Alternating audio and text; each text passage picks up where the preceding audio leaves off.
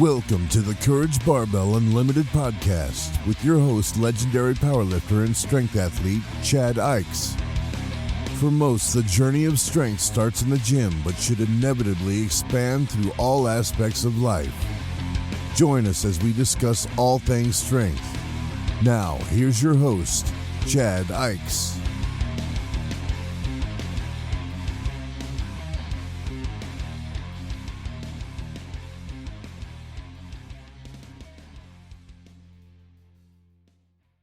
I am back again, and today we have another great guest, Paul Leonard.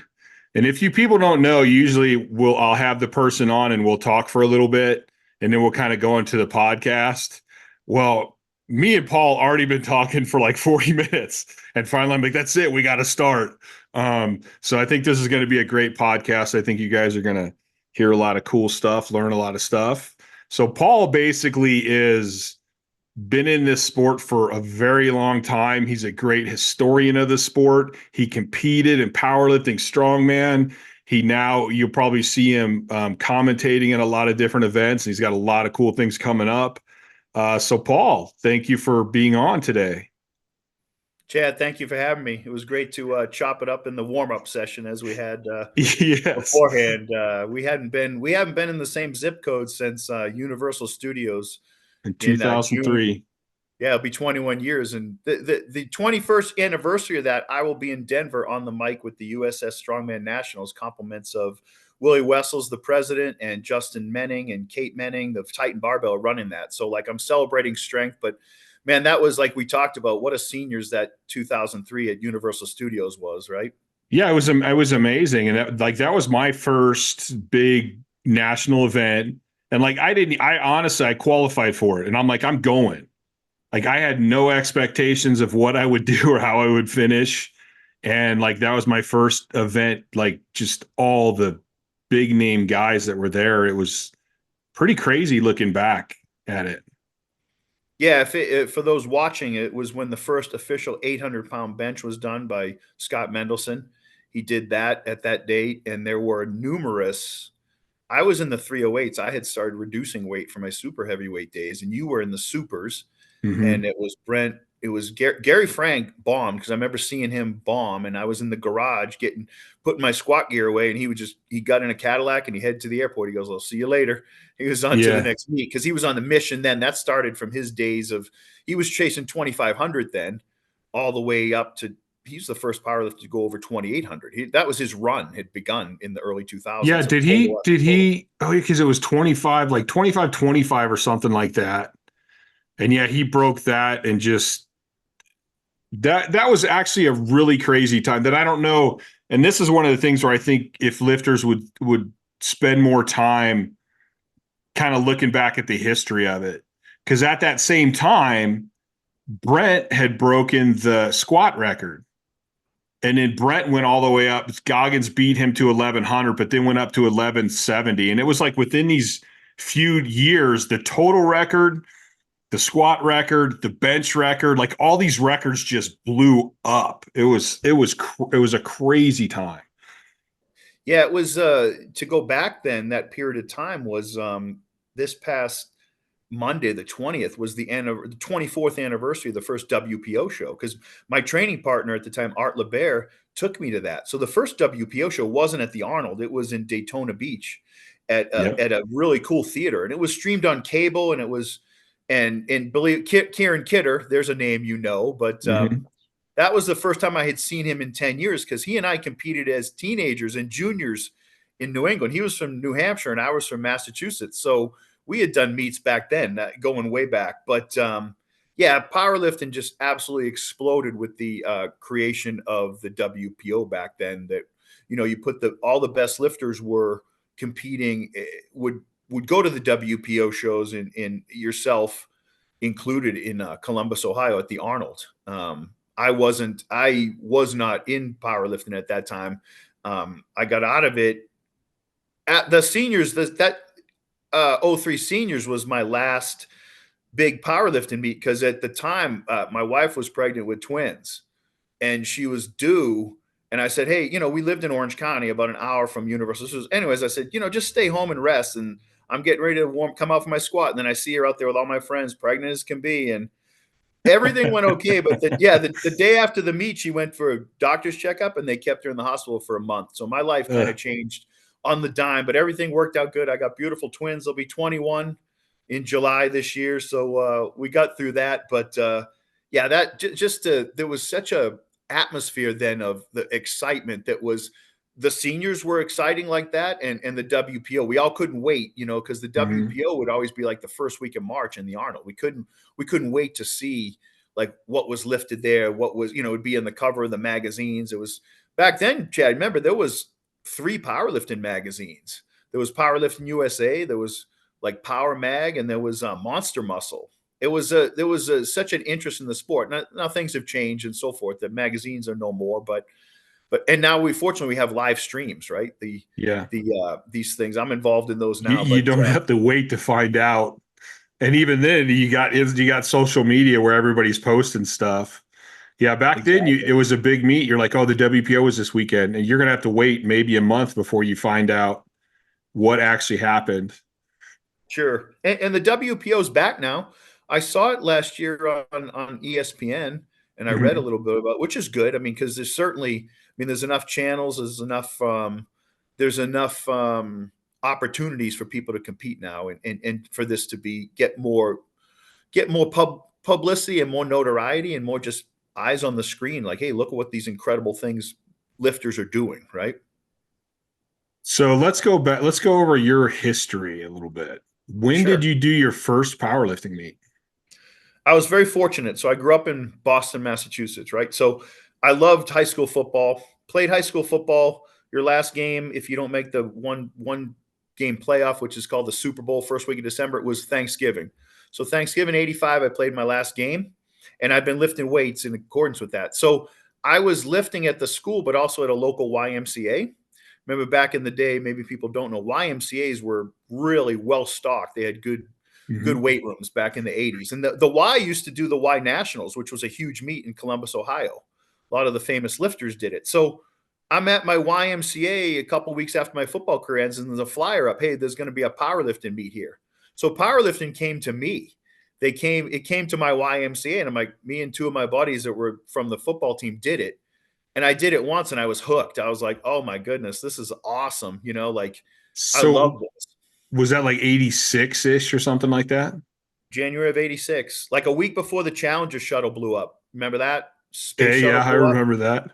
Sadly, like it was like in January of 86. And I was like, oh my goodness, I was 17 years old and I squatted 315, benched a robust 260 and deadlifted. I never deadlifted before. So I stopped at 405.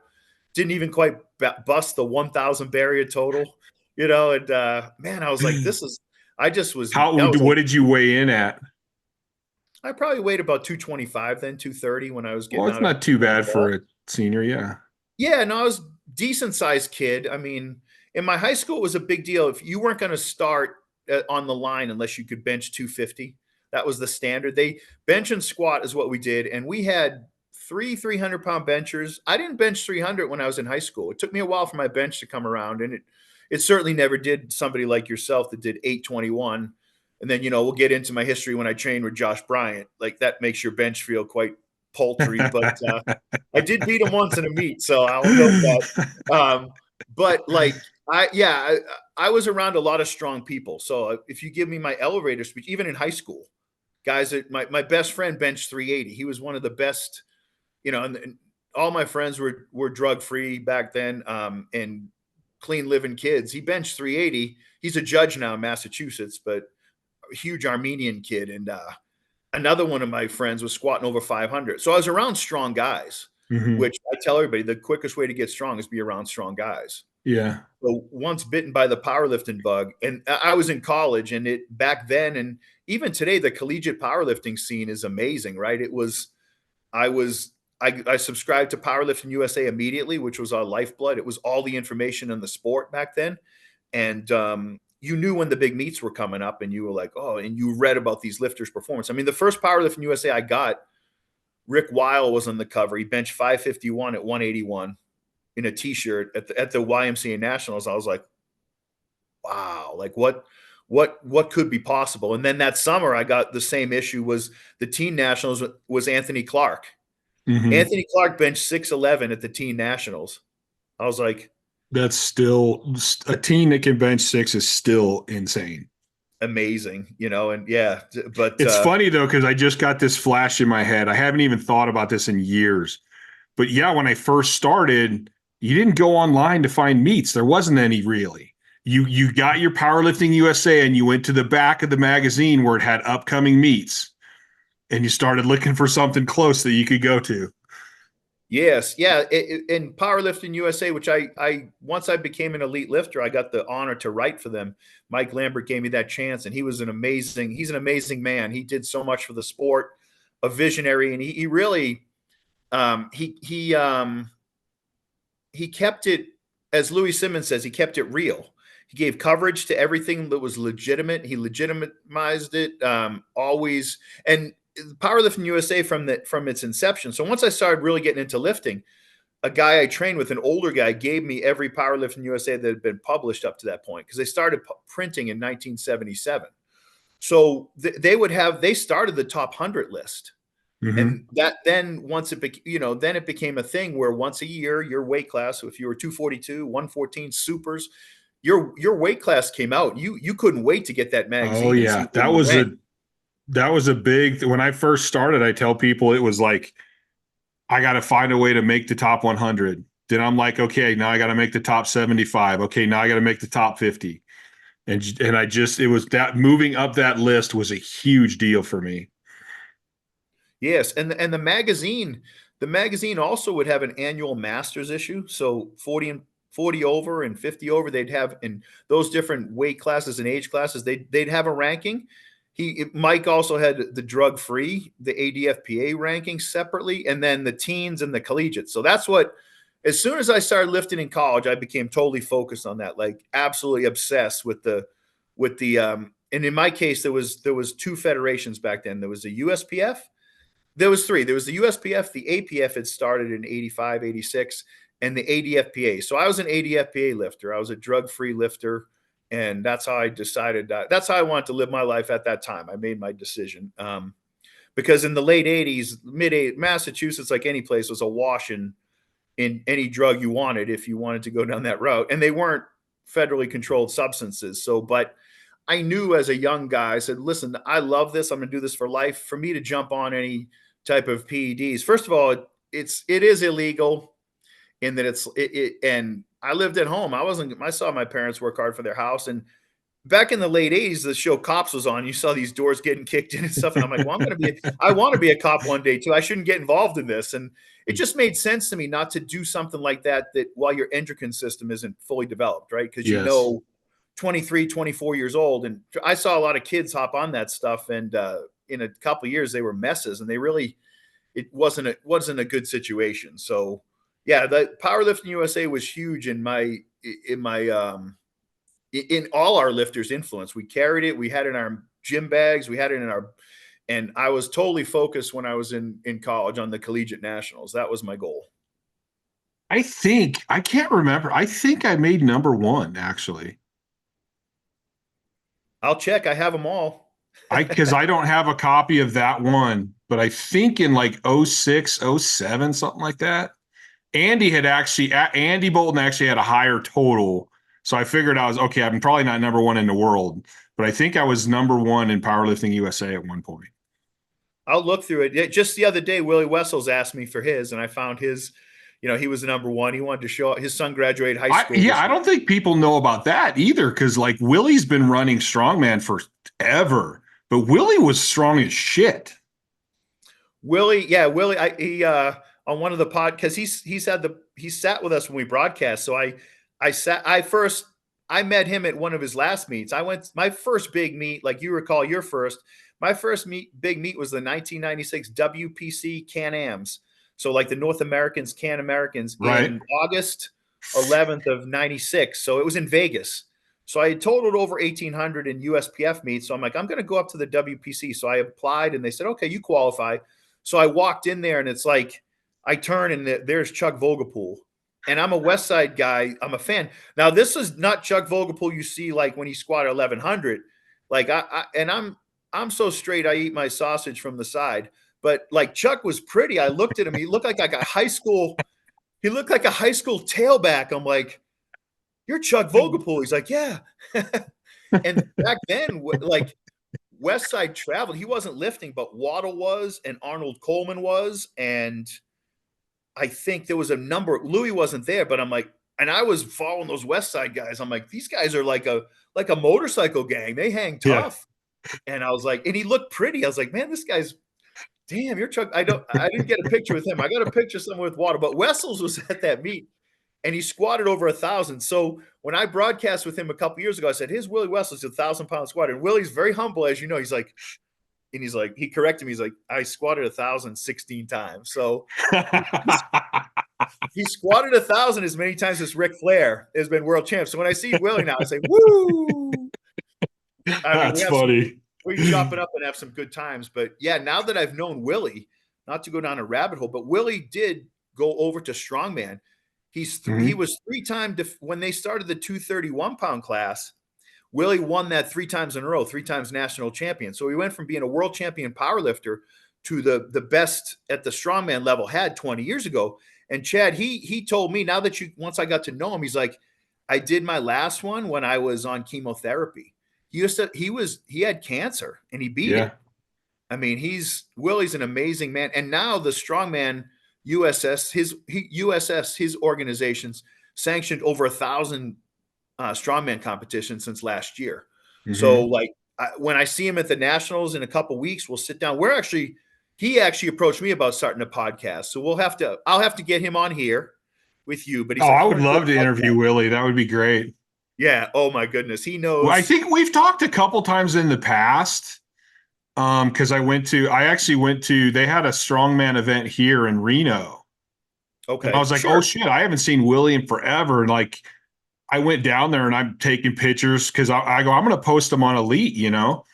So I go down there and I'm taking pictures and stuff. And a couple of guys are like, you're not supposed to be here. Who are you? And I'm like, dude, I'm Chad X. Go talk to the Wessels. They don't care. And the guy went and talked to him and he comes back and he's like, yeah, you can go wherever you want. Yeah, like not do you know who I am, but usually our appearance belies us, you know, like that. I know that guy did something seriously, but Twisted Steel and sex appeal. But yeah, Willie just bought a house in Phoenix, so he's going to be out here a lot more in this neck of the woods, and we'll have to all get together but yeah, I mean, he's an amazing person, and so yeah, like once so my point of all that is like,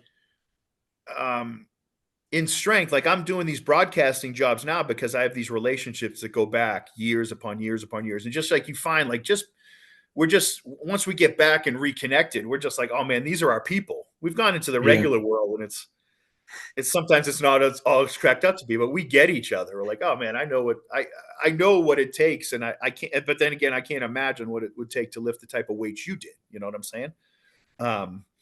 But yeah, it's great to connect all these people together. And so yeah, what you were going over my story. So I'm a Khalees. So I'll give you the skinny on it. Like I like to tell. So I'm in college, and I was in Northeastern University, which is at one time it was the largest private university in the United States. It's a school in Massachusetts, and I'm going for it's a university, so it's different colleges, and I'm in the College of Criminal Justice. I mean, believe it or not, there's been people that competed at World's Strongest Man that went to Northeastern. Remember Ernie Hackett?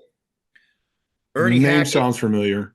Yeah, he had the world record in the squat at one time. I didn't know Ernie, but he was there before me. Him and his brother he had the world record. He was an IPF world champion in the 275-pound class. And then he tied Kaz in the silver dollar deadlift in 1982. So he went to Northeastern. Okay. Yeah, he like growing up in Massachusetts, you and I were talking about legends. Like there was a gym called P&P, which I never went to, and it doesn't exist, but that's where Ted Arcidi trained and guys that I know had trained over there. Like you didn't get the invite. It was kind of like the Sopranos card game. Like, that's how I treated my garage at one point, to be honest. People would come up, I want to train at your house later. And I'm like, yeah, not happening. We used to start, I used to see if they could load 100 pounds on the squat bar, right? With our squat stands. And Look, with all due respect, you're probably going to get hurt. Like, put that down if you couldn't figure out how to get the 100 pounds to start, right? So, You but got to yeah, earn it. yeah. Somebody, people I trust. I won't repeat anything unless they tell me. But somebody once told me Ernie Hackett tripled 940 in the squat, and they had to duct tape electrical tape the weights on, and I believe it because that was a legendary gym. But I'm so glad I grew up in Massachusetts. It was New England was just a myriad of just strong, again, Ted Arcidi and Fred Hatfield was from Connecticut at one point, but like the just the people I saw, and that doesn't even include the bodybuilding realm, the Mike Matarazzos, the Paul DeMeos, later on Jay Cutler. There was a whole bodybuilding scene there, but I was way more into the powerlifting. Yeah. And sponsored by a gym, like probably like you were now, like early on, like a gym sponsored me, and they flew me to it wasn't the teen nationals, it was the teen, like the ADFPA, it was the East Coast Open. So I flew down there after being a Massachusetts champion as a teen, and I got my ass kicked by a guy named Sean Colbeth, God rest his soul, because Greg Panora told me he died about 10 years ago, sadly, of breast cancer. But Sean, as a teenager, Sean did 2 600-pound bookends and a 480 bench. So he beat me and came in second. So my message to everybody, and we were talking about this earlier, is like some of the ass kickings are the best things I ever got. Oh yeah, like, without a doubt. Man, that was like, okay, I'm not that strong. So then I put the nose to the grindstone. And I focused heavily on the collegiate nationals, which the ADFPA had a big one. I went to my junior year of college. I went to the Virginia Tech. It was run by a guy named Eric Hammer. It was all over Powerlifting USA. And I ended up coming third in that overall. I squatted 6, bench 365, and I deadlifted the collegiate All-American, the collegiate American and national record. I beat a guy named Randall McDaniel, if that name means anything to you. He's in the NFL Hall of Fame. He played for the Minnesota Vikings. Because like I had a picture. There was a picture of him in Powerlifting USA, of him at ASU in Tempe, in his shorts and a tank top, and you're like, oh, this is the best powerlifter in the collegiate world. And he's out sunning himself, and I was digging my 76 Malibu out of a snowbank. I was like, someday I'm gonna. Oh man, I was so motivated. And I bring that up not to toot my own horn, but when I graduated from college, I was hired of the federal government under the Outstanding Scholar Program as a federal agent because I had good grades in criminal justice, but I also put down that I had that All-American status in the deadlift, and I came in third overall. And my resume was reviewed, my application was reviewed by a guy in Washington, D.C., who grew up in the late 70s and 80s in Ohio, right? And as you know, Larry Pacifico, and there was world championships. He hired me because he said, I knew what a powerlifter was, and I knew that, you had decent grades, but a powerlifter is hardworking. So it led to me getting into the federal government as a collegiate kid, which I'm always grateful, and nowadays I think people might associate Ohio and West Side, but I don't know where you would really consider a hotbed of powerlifting today, Chad.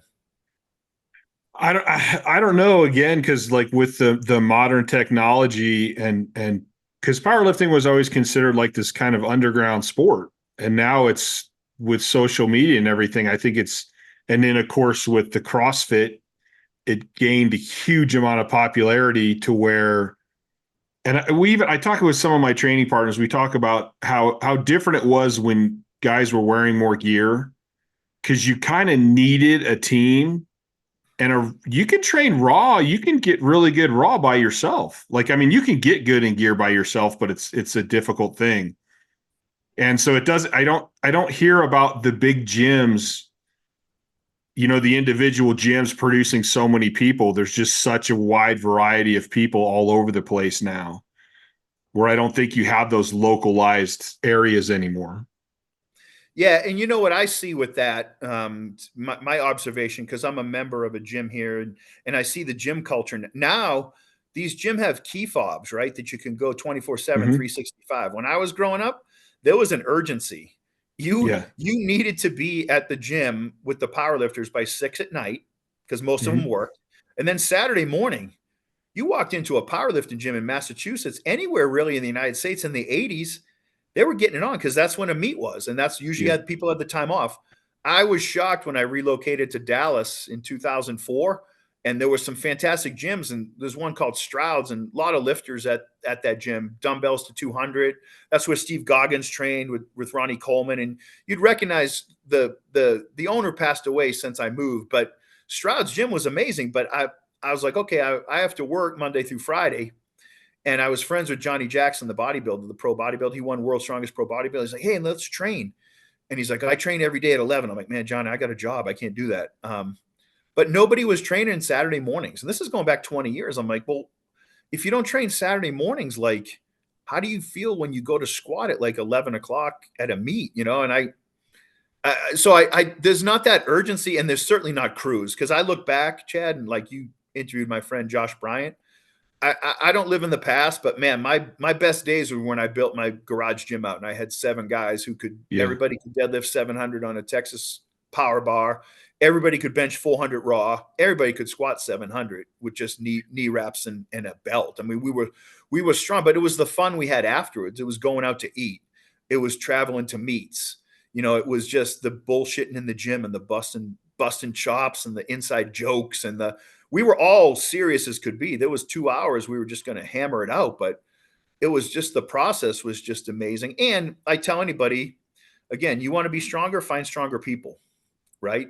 And we had such an environment out there in Southern California at my place in Orange County that Josh Bryant used to drive 140 miles from Santa Barbara just to squat with us because we were that serious. But at the same time, we were positive. You weren't going to train at my place and not put it on the platform, you know, and not go towards something that, you know, that was, we looked at it as like, it was just, contests were easy compared to our training sessions. Our training sessions were brutal, right? Like you were, but it was going to count. You were going to go to the nationals. You were going to go, you know, we went to the nationals. We went to the WPO. Art did, Josh did, like, and then eventually I branched off into strongman, but everybody that trained there was just super strong, but it was, well, I think was amazing. Even now when I train, I have a couple groups. I train probably more individual stuff, but like you can see when you get the groups together, how as an individual, you can have kind of up and down days, but if you got a group, overall, the group's going to lift you up every single time. And you always have somebody who's pushing you or somebody that you want to beat.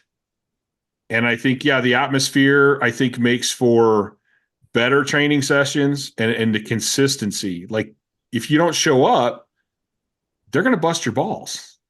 Like you have, and you should have a responsibility to like, hey, even if I'm deloading this week, I'm going to go because I need to help these guys with loading and I need to help with spotting and I need to motivate them even if I'm not there that day. And I think it just creates a much better consistency and intensity overall. Yeah, I think back to those days, and because it was at my house in my garage, I hosted it. I certainly did leave it in the gym somewhat. Like like Josh was 20, 21. Art LeBaire was closing in on 40. Brian Meek was in his early, God rest his soul, was in his early 50s. George Pessel was in his early 40s. Like I was like, in retrospect, I should have, every week I wanted to win. I was like, I want to win this garage. That's all I care about. Like it was, I mean, I did a 740 box squat with just my suit down and my briefs on and knee wraps and a belt with 740 to a 12-inch. My best competition squat. I stood up with 855 at Universal Studios, but I lost it 2-1 on depth. I normally squatted low, but I did leave stuff in the gym, but I learned a lot too. And we were super strong. Like that's all I cared about was walking around strong at 24/7. I mean, I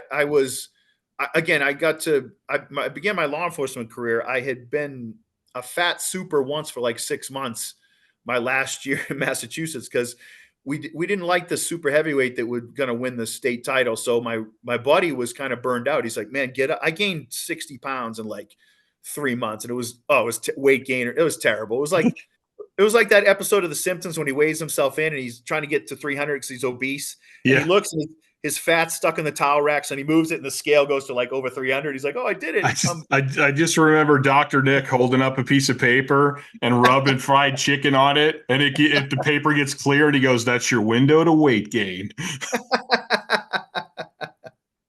Yeah. So I did get fat once, but for the most part, I coupled my powerlifting with, I stayed pretty functional because I knew when college ended, I was going to have to start my law enforcement career. I didn't know exactly where. At the same time, Massachusetts economy went to crap and there was no job. So two of my friends moved to California and I said, man, I'm going out there. There's all kinds of law enforcement jobs. So I moved out there, got hired by LAPD, got hired by LA sheriffs, and I was going to start working with them. And then the federal government called me up and liked my application. So I started with them in September of 91. So I'd been in California for a couple months and I loved it. I loved being out in California. I loved my experience out there. I had so many things I can talk about. I mean, at first, so for example, the first gym we lived in this little rat hole apartment across from the LA County Sheriff's Academy. So there was a gym across from that, and it's a quintessential California gym, all kinds of glass windows, sort of from floor to ceiling. I walk in there, and I see Roy Liedermeyer. I don't know if you know if anybody knows who Roy Liedermeyer is. Like he's like in the late 80s, he'd been famous for being in Sports Illustrated. He was training Tony Mandarich, the football player who was like one of the most heralded draft picks ever. And now he's my friend. He's my friend on social media. We trade messages. He's out here in Scottsdale, so I'll meet him one day. But I walked into this gym and I was like, Rory was well over 300 pounds. And by many accounts, including one of my closest training partners, they saw Rory bench 600 raw. Rory was like 320 pounds of muscle that I'd never seen before. I'd never seen anything like that. The nicest guy in the world, because he's closing in on 70 now. So if anybody looks him up online, he's got a great Instagram and some YouTube content. He's a great guy. So that was like the first guy I saw. I was like, oh my goodness, look at this. Like, I'd never seen a human like that. Well, I take that back. I'd seen Ted Arcidi. Ted, the first guy to bench 700. I'd seen Ted twice. I'd seen him in 88. I was working for GNC and they said, hey, go help Ted with a exhibition for his supplement. And I went up and he really didn't impress me in person that much. I was like, ooh. And then I saw him in 90, 2 years later when he benched 718 and he took his shirt off. And I was like, wow, I'd never seen an upper body like that. Like to this day, I was like, never, and a couple years later, everybody knows this name probably. When I was living in Southern California, I became a member of a gym called American Eagle. So Rich Schoenberger, God rest his soul, he just passed, and CT Fletcher were members there. So I walk into this gym and there's two 600-pound raw benchers. And if you've never met CT, you can see this. I have a YouTube channel, Paul L. So that's all it is Paul L. There's a YouTube clip of when Rich benches 611 at the 95 Cal States, USPF Cal States, and CT hugs him. And when I say CT's arms are, because your arms were probably 22, 23 inches when you got at your biggest, right? I think so, yeah. Yeah, I mean, when I got to 325 and was measuring for a bencher, mine were like over 21. CT's arms had to have been 27. Like you had to see it to believe it. So right from the get-go in California, I got to see all these crazy, like just famous lifters. Roy was one of the most famous bodybuilders that never turned pro, but everybody in the bodybuilding world knows him. And these guys were just built like amazing. And I was like, wow, this is kind of neat. But there was no real good powerlifting gym when I first moved out there, to be honest with you. It's so spread out, right? You've obviously been in Southern California, 20 million people. And I had my career to worry about, which was my concern was career. So then I joined a gym called Uptown Fitness in Whittier, which was Rory was at that gym. And that's where I started back with kind of my powerlifting journey, if you will, and then you're talking the early mid 90s. And then I kind of stagnated at like a 1,600-pound total. And then I found the West Side tapes. The original West Side Barbell tapes came out in 93 with Louis Simmons explaining how to do the dynamic effort and the repetition effort and the max effort. And I took to that like a duck to water, because I had to, with my career, I had to do a lot of training on my own. So as we were talking about before we went hot, like the dynamic squat day, 12 doubles, that was literally 10 minutes of terror. That was literally a fist fight, right? Like, and I started off, I had been squatting 600. So I started off low. I started off with like 275, going down to like a 12-inch box. And man, it shaved fat off me that I'd been accumulating. I hadn't been dieting correctly, really. And it put me in shape, right? Like, if you've ever, I know you've done some West Side dynamic work. I did almost all, like my biggest numbers were all doing West Side conjugate training. Yeah, I love the conjugate training, and like to this day, Matt Wenning and Burley Hawk provide some information on it. It's not it to me. It's very applicable for any style of powerlifting. Not, I mean, I know they were affiliated with gear competitions primarily, but the strength that I got from doing West Side was like unlike any other. It put so much more work into your workout, and Louis talked about that, like, being SPP specific, GPP and SPP, and being in shape and being conditioned and being a strength athlete. It really was the missing piece in how to build my body, and it's not for everybody. You got to figure out. One of the things I found was, for me, at being 6'2" and a half, and I have a long back, like my inseam in my pants was not even 32. Like, good mornings weren't for me. Power good mornings were that movement where you go about 4 inches over. That Yeah. helped me. That builds static strength in your back for squatting. But regular good mornings weren't it for me. But like Louis would tell you, like, if there's $1 million out in the parking lot and there's under some rock, you're going to turn over every rock that you can find till you find that money, what works for you. Like, you had to figure out what worked for you in the conjugate system, but there was definitely something for everybody. Well, I think that's a lot of people want to do, and I think this is the kind of an issue with today's access to knowledge. People want to be told what to do. Well, what is the program?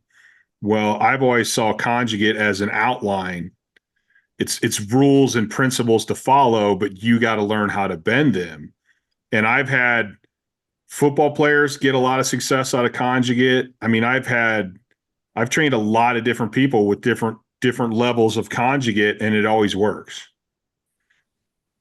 Like, yeah, you need repetition strength, you need speed strength, you need max strength. It's going to work them all. It just depends on how you're going to put it together, and depending on what the person needs. Yeah, 100%. And you see, Louis was a lot like me when I got to California. He said he didn't, for a while, he didn't have some training partners. He just had a radio and a squat and a power rack, and that was, I didn't always have. It took me a few years to find the best partners, and I had to perform well. Once I came in second in the Cal States to the great Steve Dennison, who's now the USPA president, who has hired me to broadcast their drug-tested nationals in Vegas the last week of June. So check me out over there. But Steve Dennison was a stalwart, but I beat some guy named Micah Hearn. Some guy. I guess he's some type of influencer now. But he's like a fitness guy. He never did a meet again. If you look at openpowerlifting.org, he never did it again. I don't know why. I mean, but after I did that meet, then like Art LeBear like noticed, and Gary Garcia noticed, and Brian Meek, like, man, this kid's, I was younger than them, but like, man, this guy's serious. I just had to buy a house and then start buying my equipment, and getting my life in order. And then it was a great joy to me to buy equipment. Like, if you lived in, this is pre-Craigslist for everybody listening to this. So did you up in where you were from, did you guys have the penny saver? Yes. Like, okay. I remember we had that back in the Midwest, I think. Yeah, California had 5 editions of it from the 5 counties: LA, Orange, Riverside, San Bernardino, and Ventura. So Ventura was kind of far, but I would start my Fridays off on the new edition. I'd go to the same 7-Eleven where I always buy milk and food and like be eating it. And I would just open the penny saver to the equipment ads and write down information. And the guy's like, "You never buy?" I go, "Well, I buy food." And I would call the places up, and that's how I kind of built my first gym. I bought equipment like secondhand, like a Gold's Gym closed out in the Inland Empire. And I fit everything I could in my Ford Escort. I turned in my Mustang when I got serious about lifting to eat more. And I was driving a Ford Escort. When I said I put 10 45-pound plates in that, and bars, stuff I still have, Chad, to this day. It's made in America, you know? And I can, if I walk around my gym, I look at it, and it's in its fourth iteration. It's in its fourth house now, but that's my garage, you know, and I love it. You know, there's stories to tell, you know? Yeah. I mean, I got a set of dumbbell bars that Art LeBear gave me that Bill Kazmaier used to use, because, you know, Bill lived in Southern California and used to train with Terry McCormick and Dave Shaw, were his mentors and we're Art's mentors.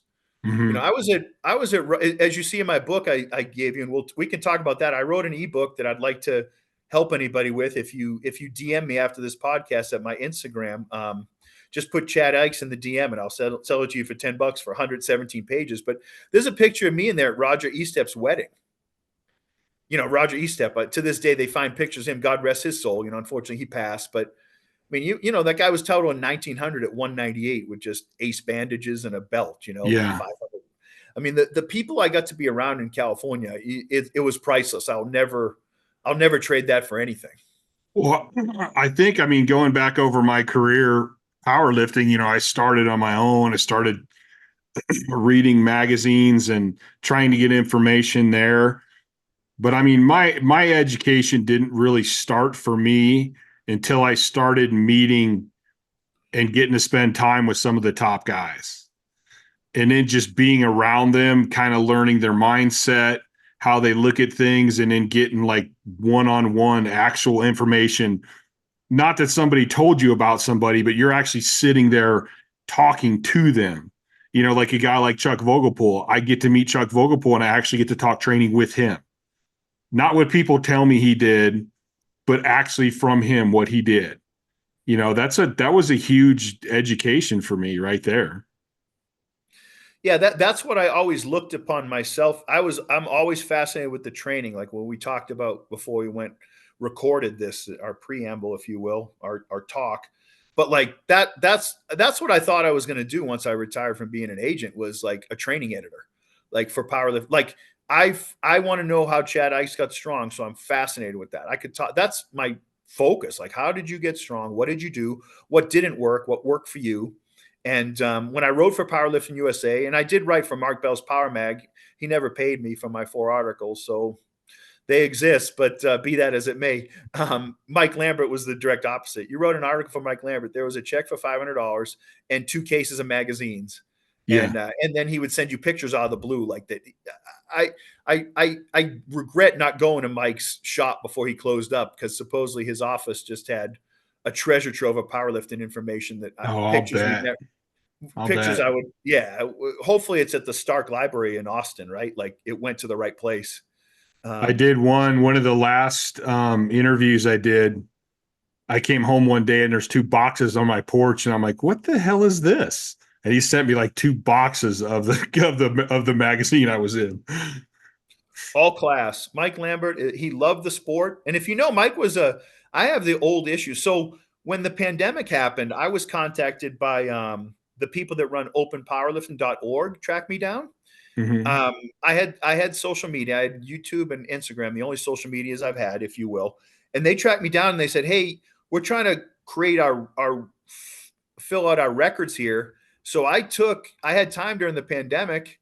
We were all working from home. I took photocopies of Powerlifting USA from 77 to 1979. The first 3 years were small, like they were like 5x7. Mm-hmm. I took I copied all those and sent them to those guys, and they thanked me profusely, because they need to update their records. Because, you know, as you know, like, I love that site exists. I don't know those people by names, and they haven't been in contact with me now in about 3 years. But out of my own, I just said, yeah, you need the history of this. I made copies of those magazines and sent them, because that's the records of powerlifting, right? And yeah, Mike Lambert, he always did. He was the record keeper, and he really legitimized the sport by documenting it correctly. You know what I'm saying? Yeah. And, well, that was even when I started. Yeah, open powerlifting. I look at my name under there, and there's a lot of meets that they don't have that I did. But like, right. It was when you couldn't wait to, even when you did your competition, you were waiting for the episode or the issue to come out where you could see your results, like in the magazine. And like, even if it was a local meet, you're all pumped up because you're like, dude, I'm in that meets in the magazine and my total's in there. Yes. Yeah. No, I don't.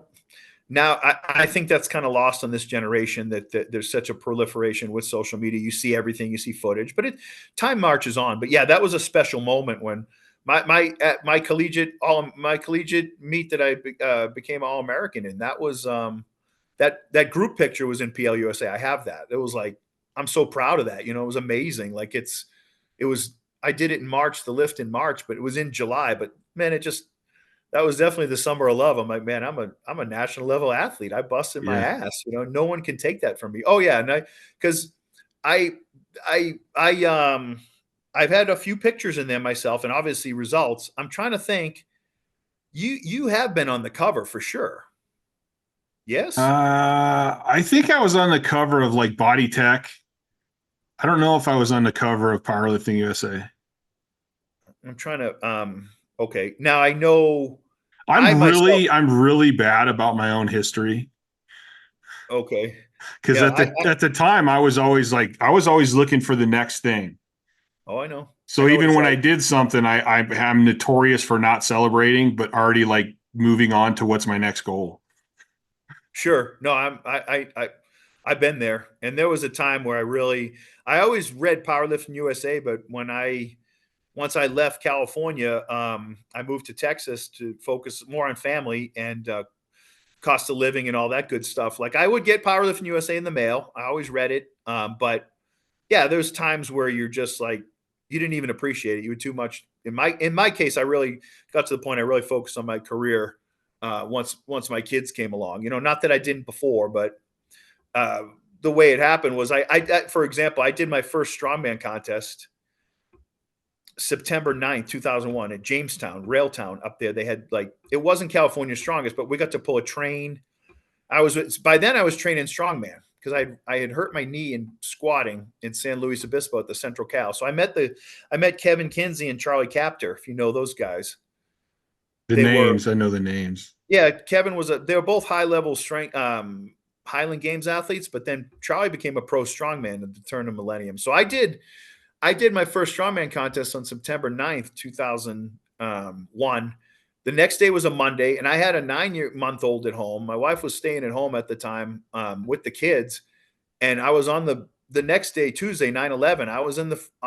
I picked up my partner in Diamond Bar. I lived in Yorba Linda. We were driving in, and my boss raised us on the radio. He goes, I don't know what's going on, but don't come to the federal building. Don't come to the office. The world's under attack. And it was September 11th. So I kind of picked a crummy time to start in strongman because as a federal agent, I got really busy for the next 2 to 3 years because I was tracking down people that were defrauding the immigration system. And so I was work really intensified for me, and then for a myriad of reasons. And then in 2003, I had twins. So the seniors where I last saw you at was kind of I'm like, man, after this, I got to my work was super busy, and it was important because I think we held off a lot of attacks on the homeland, but that's neither here nor there. But my powerlifting was always in the back of my mind. And I would always tell people there's always time to strength train. You know what I'm saying? Even it's for you, even if you don't do it at the level there was a time where you see these movies where people turn into a werewolf. There was a time after my career, like 7:00 at night, I would just kind of be itchy and looking around like, hey, where's Josh? Where's Art? Aren't we supposed to be lifting heavy? But again, by then I was at my kids' activities. My kids all did sports activities from jujitsu to varsity football to my daughter did music and volleyball and all these good things. Those were important. But when I moved over here to Arizona, Richie Wenner, who had Brian Shaw as one of his grad students at ASU. Richie Wenner was an IPF. He's got to be in the IPF Hall of Fame. He was a fantastic power lifter, and he was a strength coach at ASU, but he was the state chairman for ADFPA. So when I qualified for that after being clean for 3 years, I immediately went over to that and started doing the raw meets because I could just train for it in my garage in the morning before work and before my work was established. I was a supervisor, and my kids were doing the things later in the day. So, and I would have one heavy day on the weekend on Sundays where I'd have people over the garage and we do the heavy squat just to get used to squatting in the morning. Mhm. but it fit, and I was able to go and do ADFPA, which that was the federation. It was kind of full circle, Chad. I did it all. Yeah. I made a point at one point in my career. I had to, in order to protect myself as a federal agent, I had to do everything legal. So I found what was the predecessor for TRT. Now everybody knows what TRT is. Well, you go back over 20 years ago, and there was even President Bush talked about steroids in his address of the nation. So I don't know. My perspective on this is do everything legal. And so I found doctors that were helpful in Southern California that I was doing TRT by my late 20s, right? I was supplementing with testosterone because they did their blood work, and they said, okay, you can qualify because that's the legal requirement. So Right. I did that, and I enjoyed competing in the open, and I was following Westside Barbell. And then there came a time where I just said, no, I don't want to do this anymore. And I just went clean, if you will, and qualified for the ADFPA. So if and did that and had a lot of fun with that for 3 or 4 years. And then that kind of dried up. Then my kids were in high school, and I couldn't have been busier. There was, they need to stay up and do their thing, and you're giving them rides and stuff. And Yeah. sleep was, we could talk about sleep, I think, next, because I was sleep challenged like you for a lot of years. And, but not in the way you describe you've suffered from it way worse than me. I would have 1 or twice a month where a night I wouldn't sleep and I'd be mad. I'd just lay there, but I would sleep the next night. It would come over me. But, yeah, if you've touched upon your sleep, and I saw your post yesterday on Instagram, my friend. You're starting to get some better sleep, I think. Yeah, well, I had I overtrained a lot in my heavy days, and that was one of the huge triggers to send my sleep spiraling down. So now I try to regulate it more. I mean, I still have narcolepsy and there's no cure for it, so it is what it is, but I can definitely regulate it and try to keep it the best I can. Where if I can put enough time in bed, if I can get 10 or 11 hours in bed, I can get about 6 hours of sleep. And unfortunately, that's only a couple minutes of deep sleep, but it might be an hour, hour and a half of REM, which for me is pretty good. I mean, it's still not anywhere near enough, but I can function and live on it. So, but I think Yeah. sleep's one of the biggest things that I see, especially people who, if you want to lose weight, you got to get your sleep, man. If you want to lean down, you got to get your sleep. If you want to be stronger, you got to get your sleep. But the caveat to that is, and the whole time I'm saying this, I'm going, but I got strong as shit. And when I was at my peak, I was awake for 2 to 3 days at a time. Wow. And then when I did sleep, it was horrible sleep. It was a few hours the next night. Then I would be up for, I mean, the longest I was ever up was before, I think it might have been one of the APF seniors in Vegas. I was up for like 11 days. Oh yeah, yeah. And Wow. I No, did like an 1100 something squat, and then I actually went down with like 1173 or something like that. But I mean, so like I tell people, take advantage of everything you can, but in the end, your mind is so powerful that should always, your mindset should always be your main focus. Yeah, no, I couldn't agree more with you. I upon the advent, once when I got to Southern California, and again, when I said I was an ADFPA lifter in Massachusetts, I won the men's state open once, but I was a collegiate national level lifter. But for example, the first time, now I worked for GNC, and I could take any product I wanted there, but I never took anything for energy. They would sell different things. The first time I took a caffeine pill, I was 25 years old. I was living in Southern California. I was training at American Eagle. I was kind of sluggish, and this guy's like, "Hey, just do you take caffeine?" I go, "No." I don't like coffee to this day. So I took a caffeine pill. I go, "Wow, that works."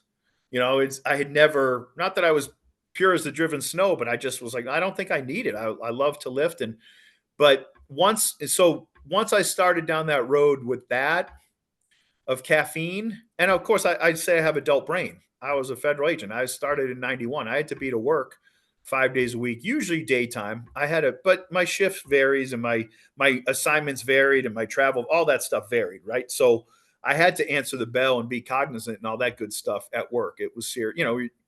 My job was primarily, I was investigating. I was always internal affairs. So I was investigating first internal affairs with Department of Justice officials, and then Homeland Security. But people don't realize the landscape in the 90s. Like when I was training, and that's when ephedrine came around. Mm-hmm. And you could buy it over the counter.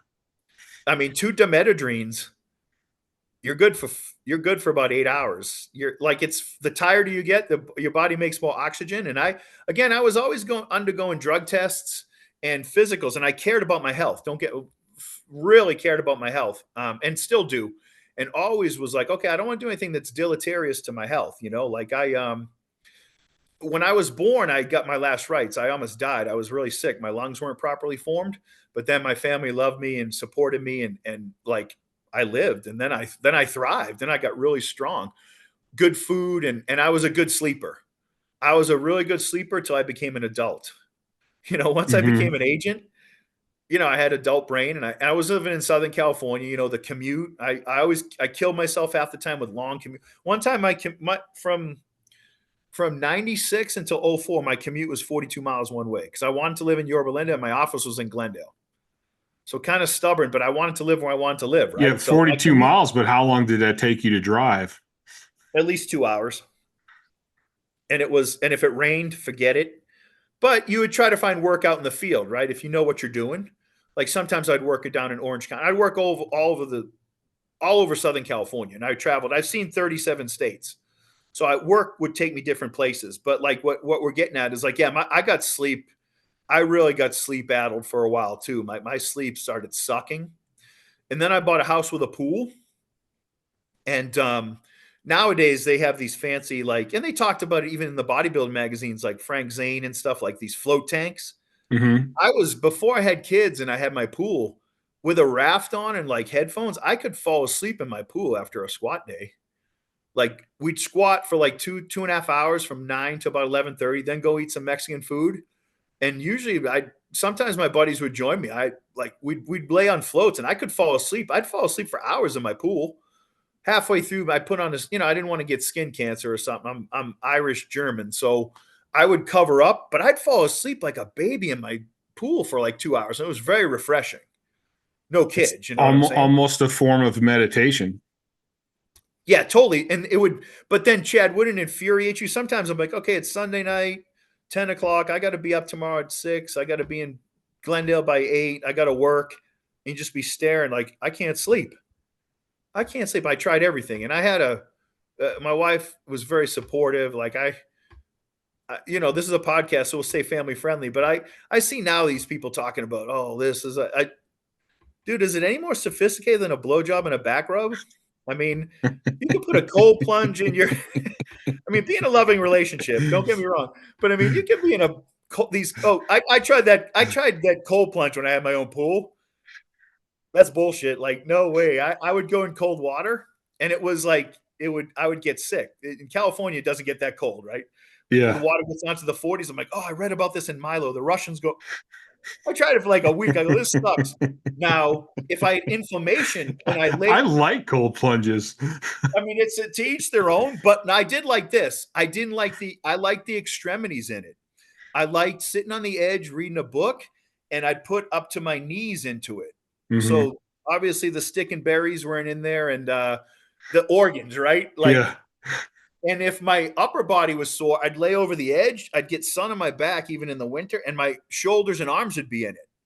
But putting in my internal organs, I tried that. I'm like, it refreshed you. It woke you up.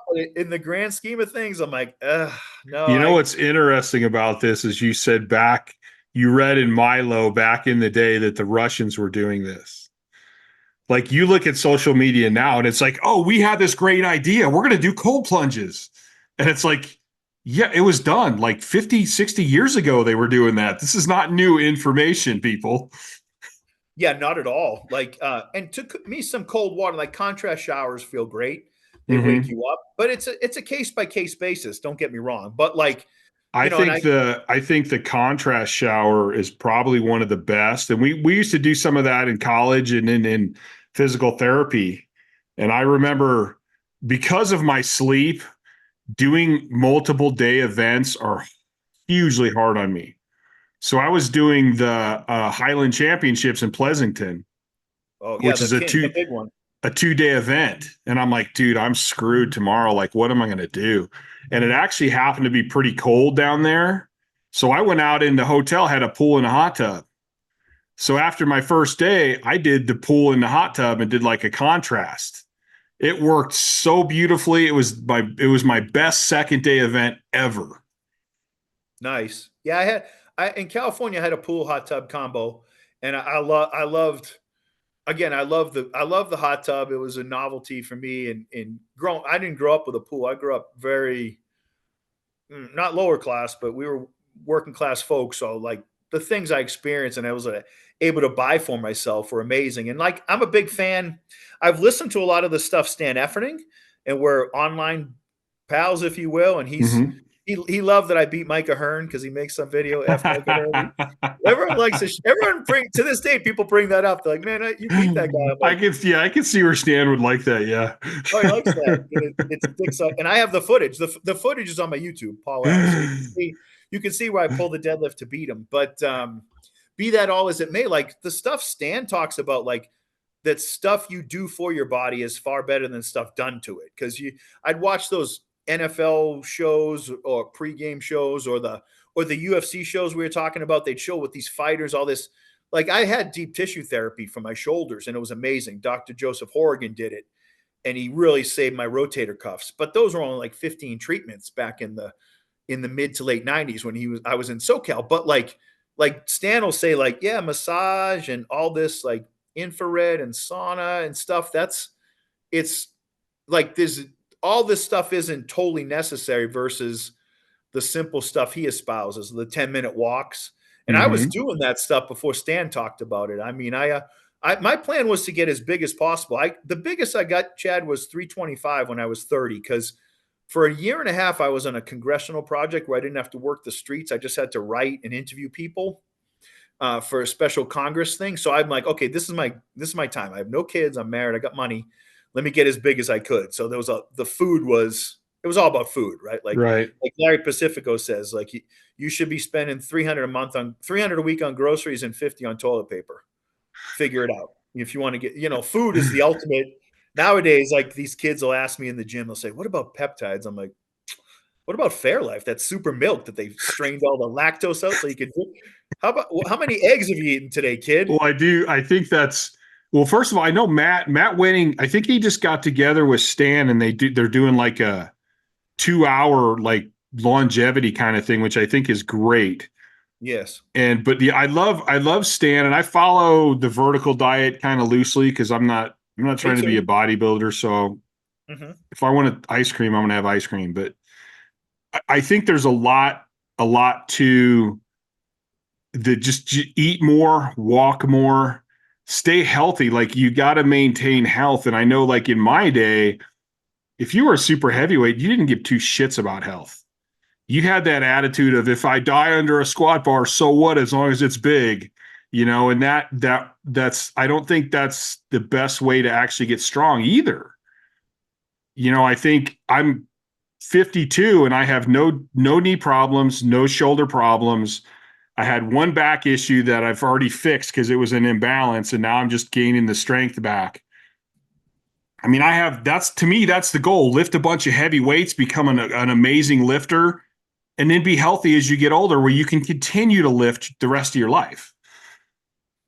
Yeah. That's what I made the decision to. And when you contacted me through Instagram first and you're like, hey, you complimented me like, hey, you look great. You look like so I opened my eyes once. Well, I started losing weight when I got to 325 and when I turned 30. So slowly I started losing weight, and like, I didn't like cardio, but when I went over to the strongman world, like when I tried out to become a pro in Boston in 2002, Willie was there and a guy named Scott Popisil won the amateurs. It was a pro-am, but I'm there and I'm 6'2", like 295. Because when strongman started in the U.S., what it did was Chad Coy and those guys in the Midwest and Indiana, like Chad Coy and Brian Neese and Brian Schoenfeld, they were realizing there was a lot of heavy powerlifters, so they put a lot of medleys into the strongman at first. So my medley in Boston was a 750 yoke for 100 feet, then a 750 drag backwards 100 feet, and I did that in under 2 minutes. My life passed before my eyes, But training for that really, Chad, I was in my early 30s. I had one child then, but training with that cardio really helped me. So like what you said now, yeah, back in the old days, there was a thing like the West Side would even, some of the West Side guys, well, we don't even deadlift. Well, now you see right now, for example, I tell people in 2003, there was only less than 10 people in the world that had deadlifted 900. Mm-hmm. Like Bill Kazmaier hadn't done it officially. Like Andy Bolton had, and you know him and Gary traded it. But now look at what the deadlift is. Why do you have that? Well, what you have now is the hybrid athlete, who do strongman, who do powerlifting as well, like the Zydrunas Savickas and Eddie Hall. So like powerlifting, and I'm guilty of it. And you probably did it too. Like we got real lazy. Man, I hit 3 big squats today. Well, a strongman workout, how many times did you bend your legs against resistance? If you did, if you drug, and sometimes we do volume dragging. We're like, okay, we're going to do 500 feet of dragging today, light. We're going to do 200 pounds for 3 sets of 200 or something. Like same thing with yoke. So I did a lot of conditioning. When I look back now, at first I was pissed at it, but then I'm like, man, it shaved off all the fat, and it built my cardio up such that I've never had an issue. I've always been healthy. I've always worked with doctors. I've always done my blood work. I've always had my own personal physician, but at the same time too, I used to have government physicians that were looking at me with a skeptical eye. They're like, right. And if there was an issue, including taking your blood pressure, because I tell people to say what it is. Like, for us strength athletes, we shouldn't say blood pressure. We used to laugh about it, right? If you were red or purple, kind of right, and joke a little bit about it. Well, say what it is. Say it's kidney damage, because that's what it is. High blood pressure is kidney damage, you know? Yeah, that's one of the things I look back, and I tell, but I don't look back over my career. I mean, it was cool and it was fun. I mean, I'm moved on. I'm doing other things, but I still like to look back and go, what could I have done better? Because I coach people and I help people, and I want to. So I look over that, and yeah, it was. I mean, back in my heyday, it was like lift super, super heavy and then rest. And I mean, I was actually in good shape for my size still, because. And I say for my size. So like I was in good shape for 385 pounds, with quotes, but I still hiked and still went out and did some stuff. But I mean, I knew super heavyweights that couldn't get through the airport without stopping and resting. Yeah. And it's like, okay, well, that's great. But are you really at your strongest? Are you really recovering at your best if you can't even do that? Yeah. I think there is some balance to, like, no, you still need to maintain a certain level of fitness. Oh, 100%.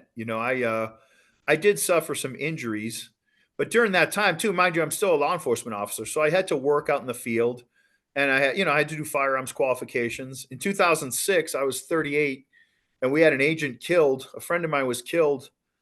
Buddy Setner was killed at the Tallahassee Federal Prison the first day of summer.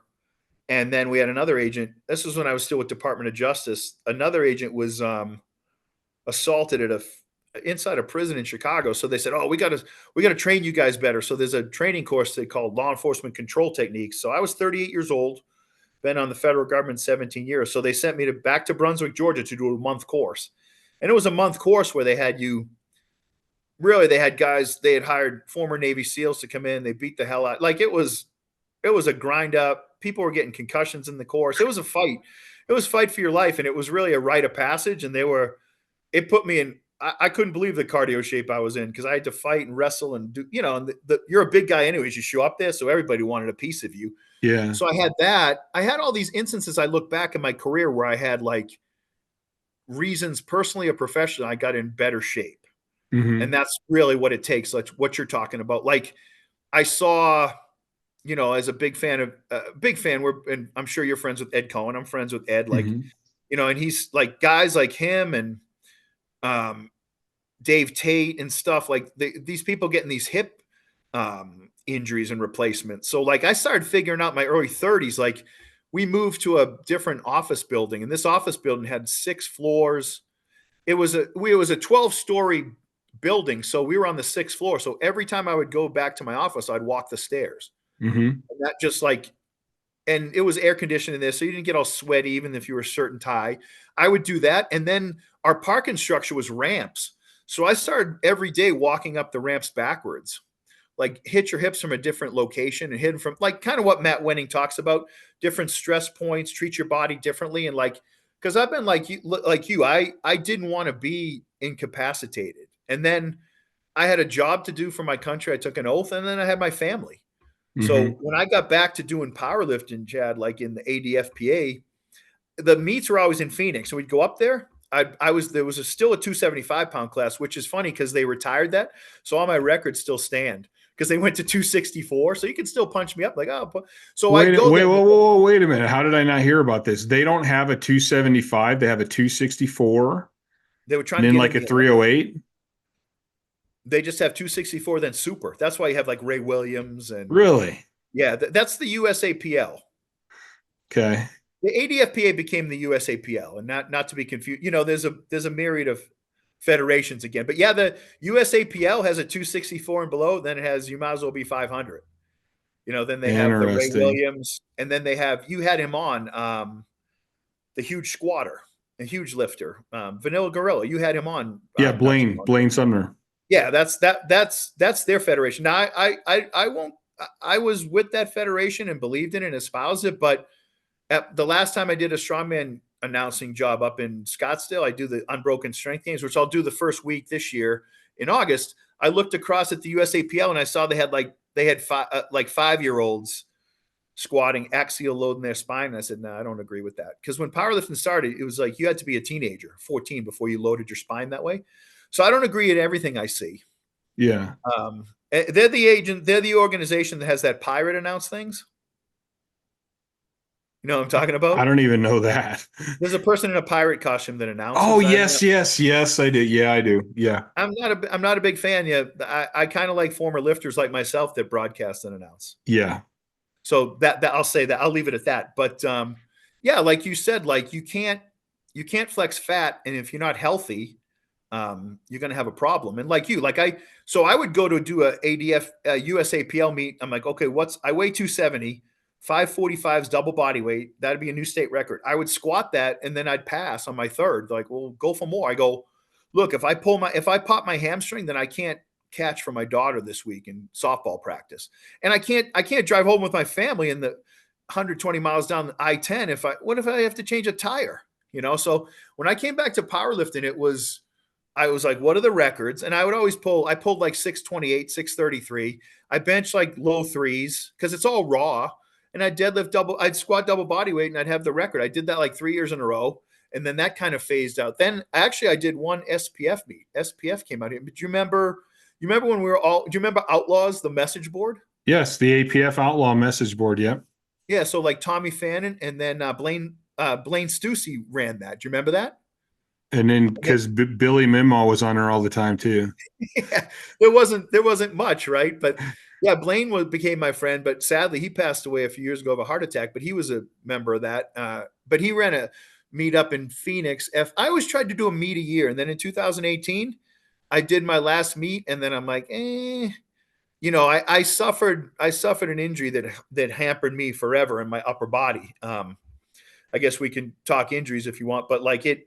You know, I'd be, you know, once you tear your pec, you know, it led to, I tore my pec in 02, got it fixed in 04.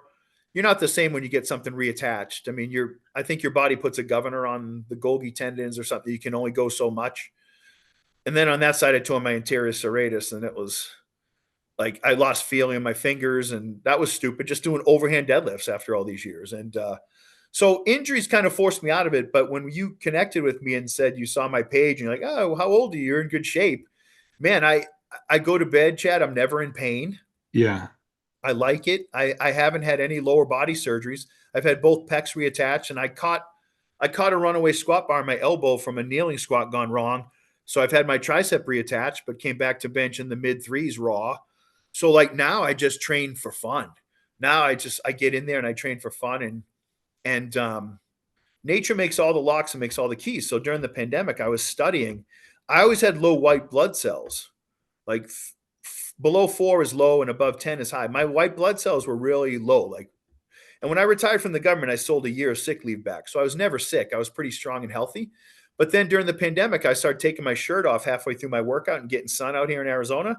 and my Mm-hmm. white blood cells shot up to 6. My doctor's like, "What did you do?" I go, "Well, I just got sun, vitamin D, right? Like, Yeah. no pills." Do you supplement vitamin D? In the winter out here, because Arizona has a short winter. I think you reference in your podcast that you're trying to get to a sunny climate soon. So Yeah, it's not bad in Reno, but I'm going south even more. yeah, we get so much sun down here, and I stay on top of it. I get it like a drug, like a hormone boost. Like when you haven't, kids grow in growth spurts when you see that, when you have them, and probably remember, or you don't, but like there's just times your hormones work in a burst. So same thing with vitamin Yeah. D for a man. You know, you gotta I think I heard it on Rogan or somebody, but like you got to get vitamin D when you wake up in the morning. I have naturally kind of oily skin. So you got to get it when you have those body oils on you to get your first dose of 15 to 20 minutes. So if I have something to do on my phone or even bills, I'll go step outside and I'll get sun while I'm doing it. Even to go get Yeah. the when it stands, like Stan showed in his 10-minute walks.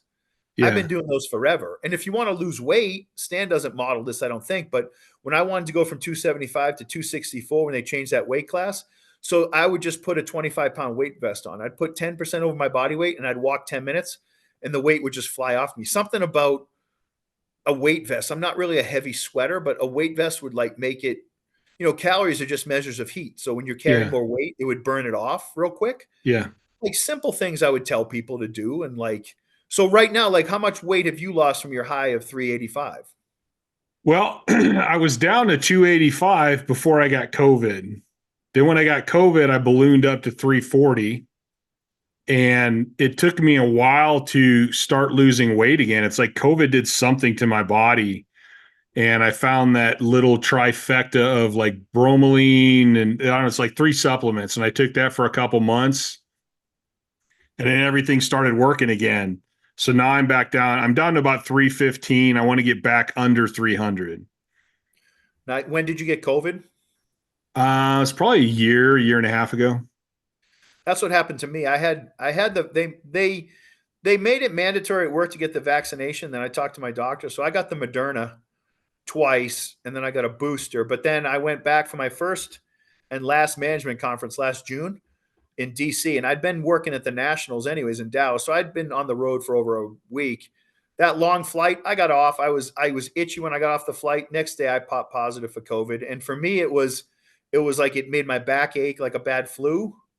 I don't smoke or never did, and didn't have any respiratory issues, but my joints, my joints hurt in my elbow for a while. So that's kind of what I switch when you see my training to the Barbell stuff. I do a lot of Barbell training. Jimmy Seitzer, one of Louis Simmons' original workout partners, like the Earthquake Bar, the Rhinoflex HD, like that absorbs stress, and the circumference is a little bit more than it just dissipates stress, so you don't get those points. But like right now, do you have any? I didn't have any weight issues with COVID. I had been down to like 260, and right now I'm about 250. I was actually exhausted for months. And I lived my whole life in exhaustion because of my sleep, but I mean, it was bad. Like if I had 10 or if I had 15 minutes in between clients, I'd come in the house and lay down. Oh, wow. I was just done. And then I cut back on my eating, but still my weight just shot up. And now I've been feeling better. Like this last 6 months to a year, I've been feeling better. I'm not in a hurry to drop the weight because I really think that if you want it to last, you need to do it slow and just be patient. So I'm gradually losing, and I'm hopefully hit like 310 in the next month or two, and I'll hold there for a little while and then gradually go down. But I mean, I don't have any real joint problems or anything like that. Nice.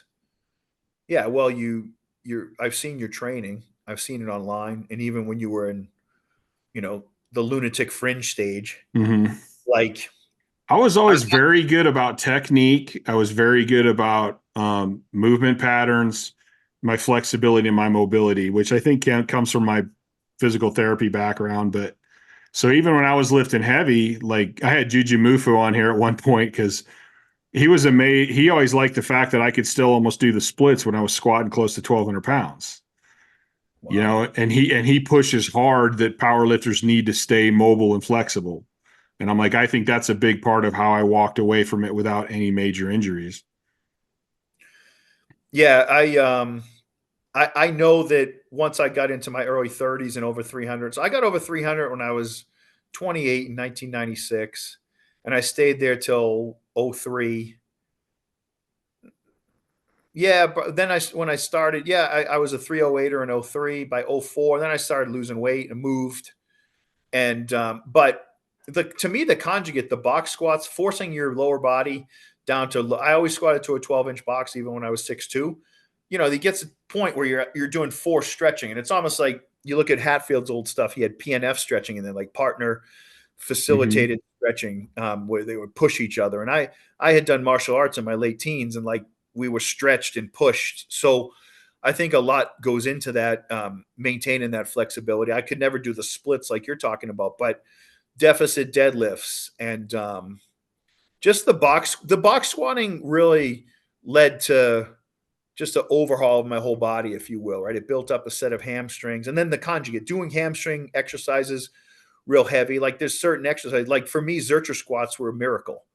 I never liked front squats. I didn't like them. They felt terrible. They didn't work for me. They were hard. I got into the low 400s. I felt awkward, felt terrible. But like I did a deep Zercher with 545 once, and I stood up with 6 plates.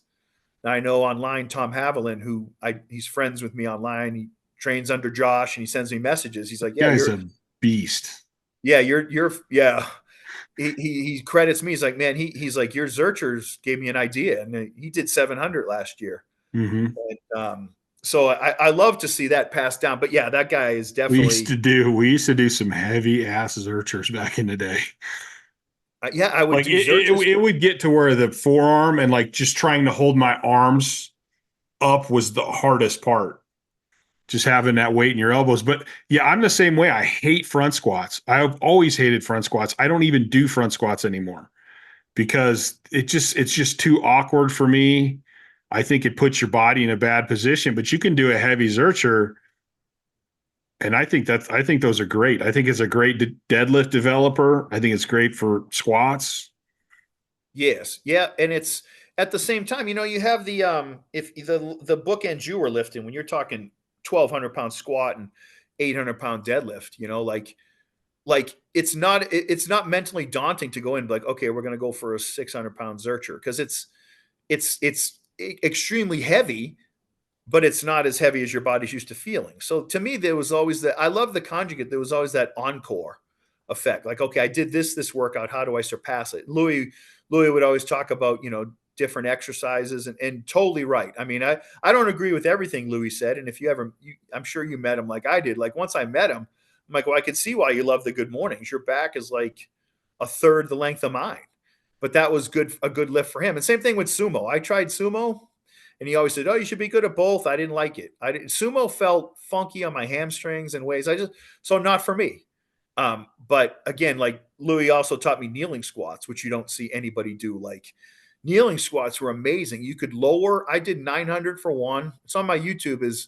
I did a set with 785 for 6. And talk about overloading your hips with the bar weighted above them and your hamstrings. But at the same time, it's not exhausting, because I got to be like, I'll be honest. I think there's more people lifting now, Chad, but you look, my gym was bare bones. And you look at that original West Side, that was the Black Windows one.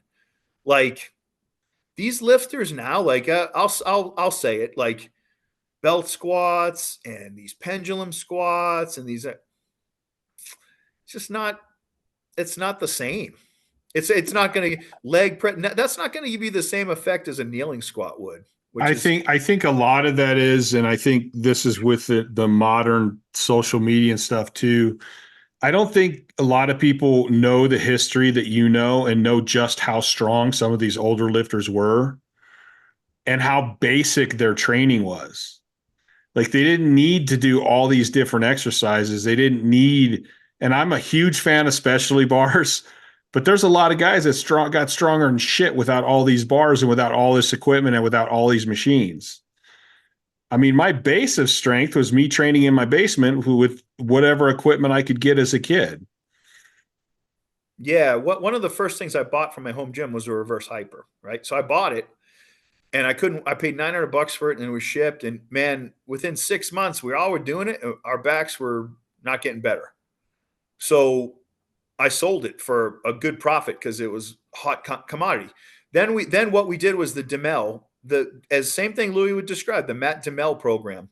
25% of your deadlift for 2 sets of 20, 3 times a week in the basically the RDL, the fast deadlift. I did that and I still do it to this day. So even if you're a 600-pound deadlifter, you're only using 135 on it or 125. Do 2 sets of 20 because what it is feeding your hamstrings, which recover real quick. They're so fast twitch, but it's also like restoring your low back, which takes 5 to 7, maybe even longer days to recover because your low back gets no blood supply. And while I was doing those Demel deadlifts, which only take a barbell, you can even do them with dumbbells or kettlebells. You could probably even do them with bands. I mean, like it's the simplest, but simple isn't a bad thing in the strength world. It's sometimes it's the simplest things that counts. And it's just healthier to bend your legs that way. Like I was averaging 100 Demels a week and that kept everything. So, and it was easy to do. But it was light. Always. Yeah. Once I tried to push it 1 year up to 225 for them, too much. I don't think I ever, even when I was deadlifting 750, 744, 733 years, I did those. I never did more than 185. I think that's one of the things though. And like, I actually love the reverse hyper. That's like one of those pieces of equipment I'll always have. I have an original West Side one.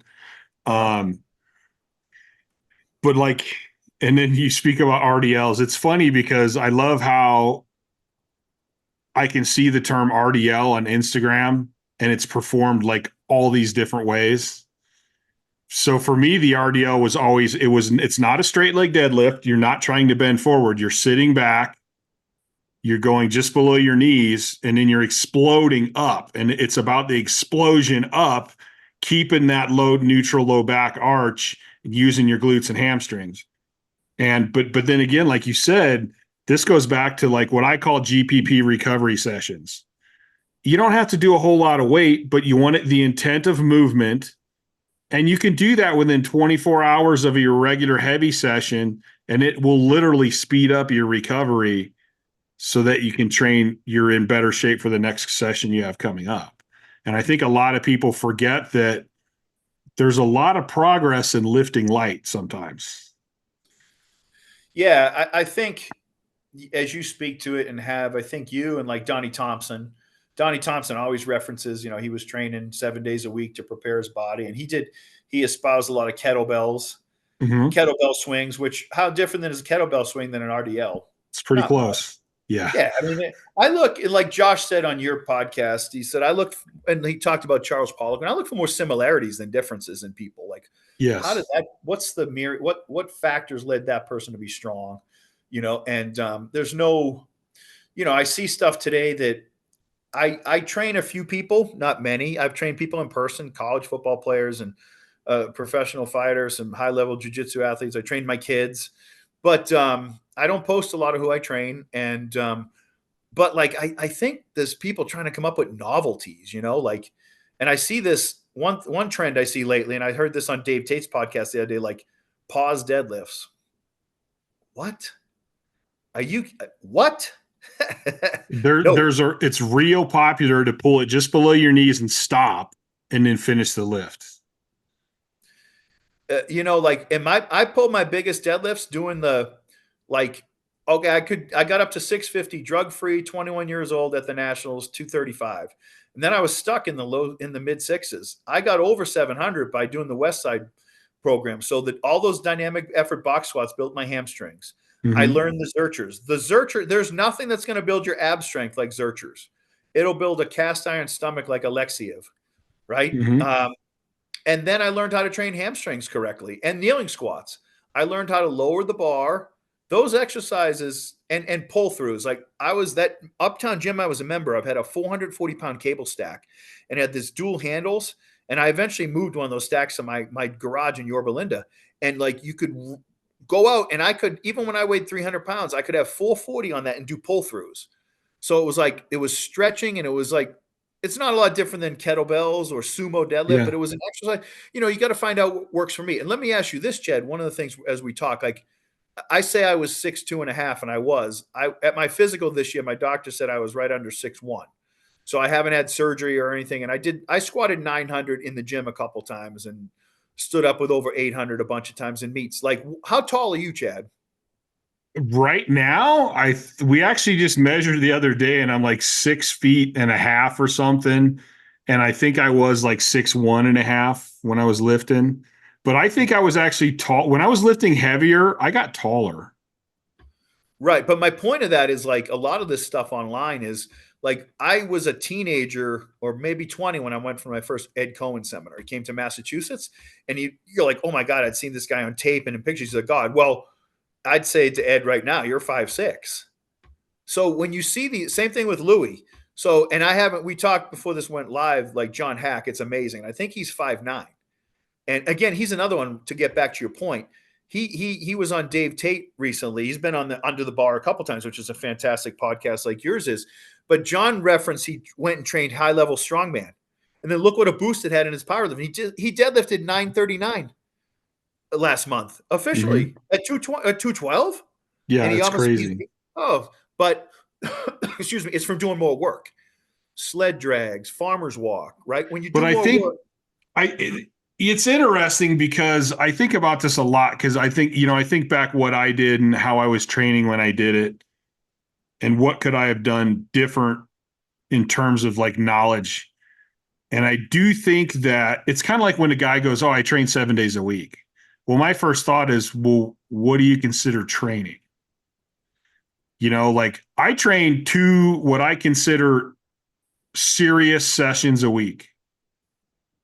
But then I try to train every day. But those ones are like lighter sessions. So I think, like, I would be interested to know how Hack is actually training. And like, yeah, if you go do a sled session that takes you 20 or 30 minutes, but it's not really heavy, it's still training and it has a great reward to it. Like I'm thinking more and more that we need less really heavy sessions and more of the lighter sessions. yeah, I do believe it becomes self-governing when you're being honest, right? When you're chasing progress. Like at my best, when I was 325 and I totaled over 2,000 the first time, Thursday night was heavy bench. Friday we were off. It was eating, a lot of eating. Sometimes I'd meet Art. I work for the government, but I make my schedule, so I was kind of near Art in Orange County. We'd go to a place called Sumo Sushi, and 10,000 calories was very common. Yeah. We had a doctor that was very friendly with us. We'd go get an IV possibly in the hotter months.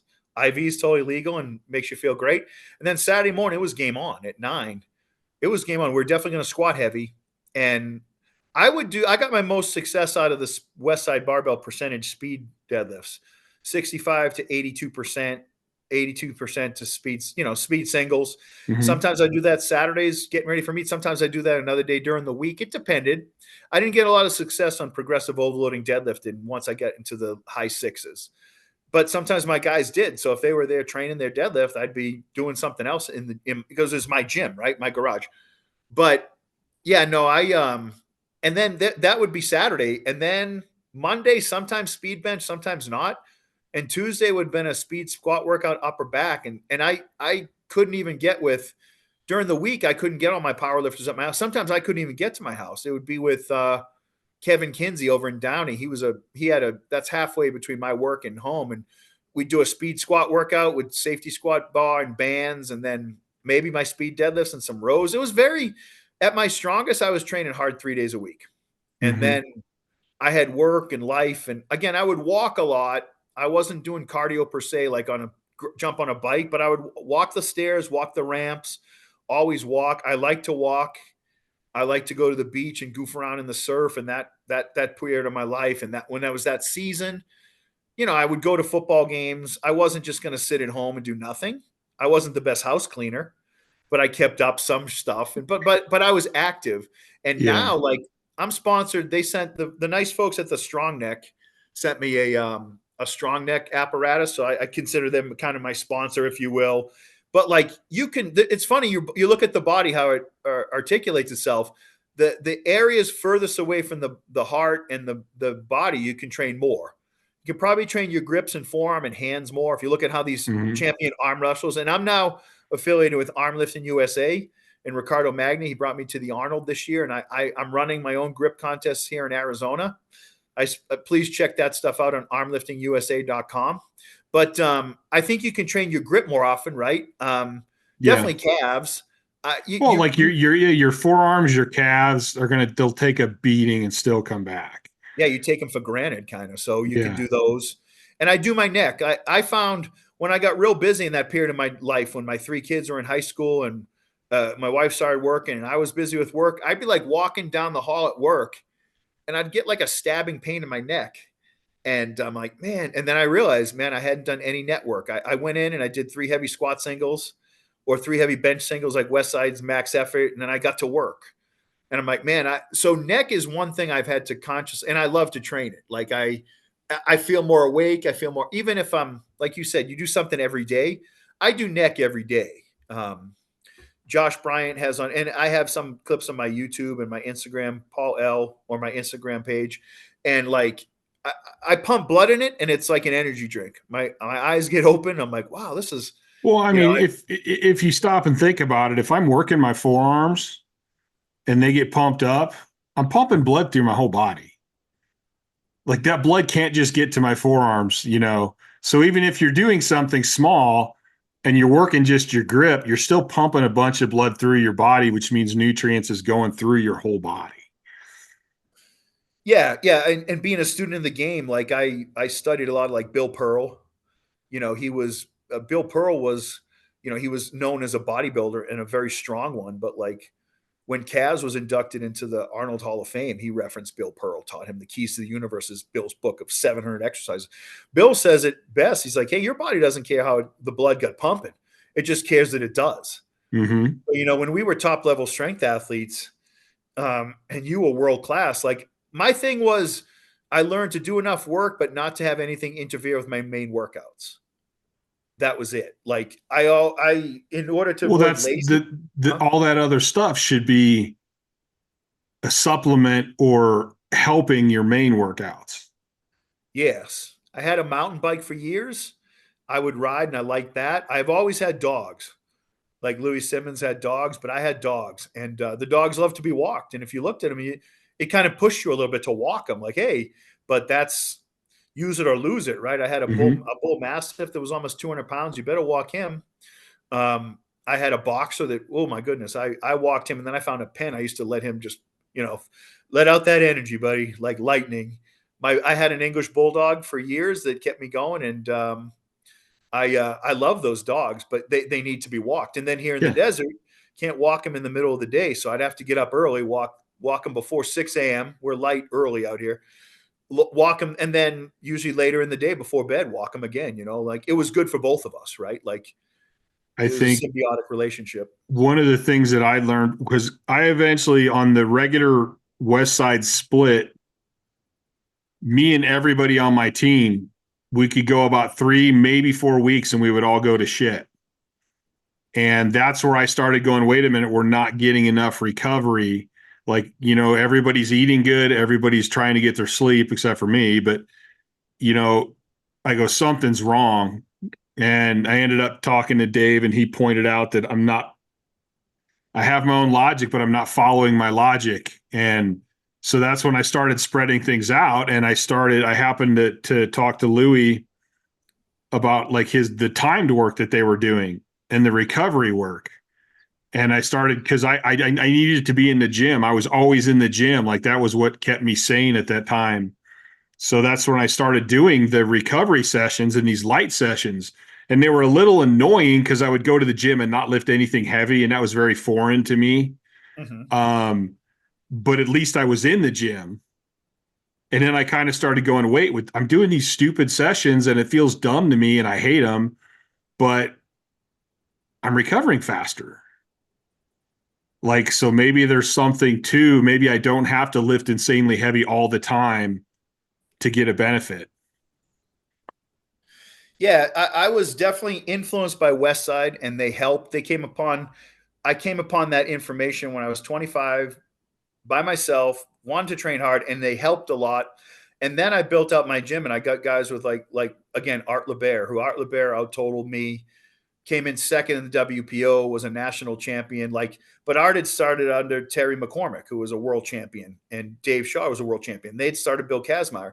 So Art definitely influenced me heavily, because it's like you said, it's the good thing is go to these meets and meet people. So I did the APF and I told elite 98. Then my wife got pregnant, so I didn't go to seniors in 99. Sadly, she miscarried and my dad had passed away. It was a bad year. So late in 99, I did my one and only IPA. The IPA had stood up at York, Pennsylvania. I'm like, okay, I'm going to go do that. So Art's like, man, I can't make it. It's the week before Thanksgiving. I can't go. I'm like, all right, I'll go by myself. But online, I've been friends with Bob Youngs. Remember Bob Youngs? Oh yeah, I was very close to Bob.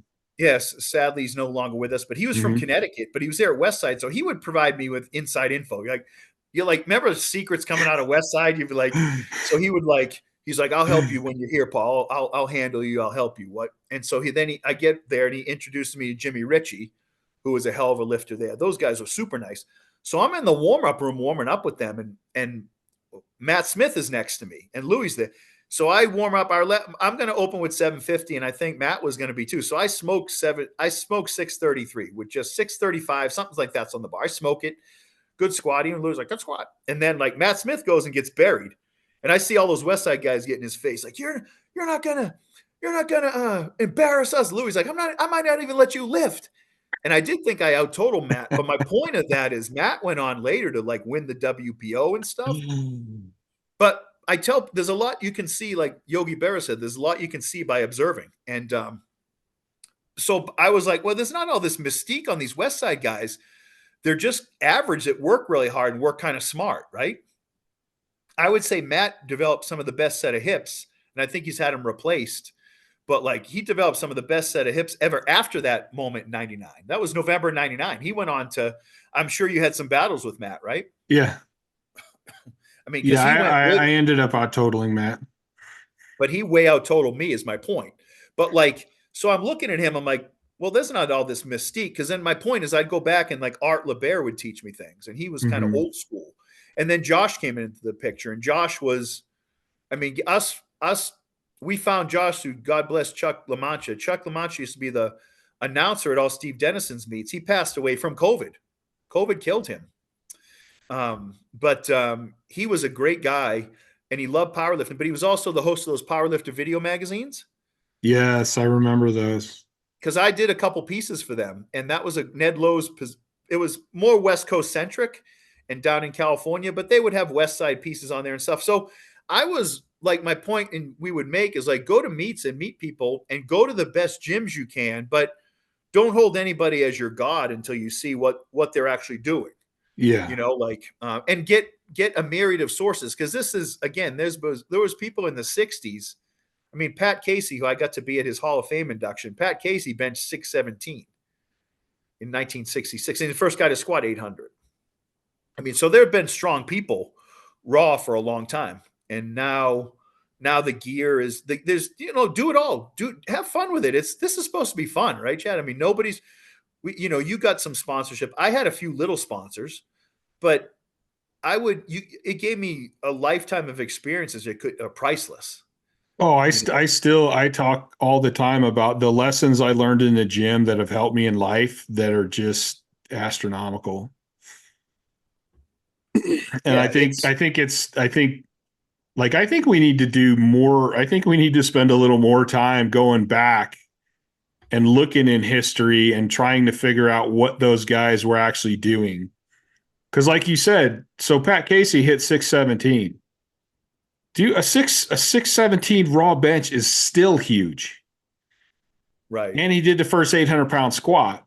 So you can't tell me that what he did was not the best. Like what he did, there's a lot of validity to the way he trained and stuff to get that strong back then, to where even to this date, those numbers are still insanely impressive.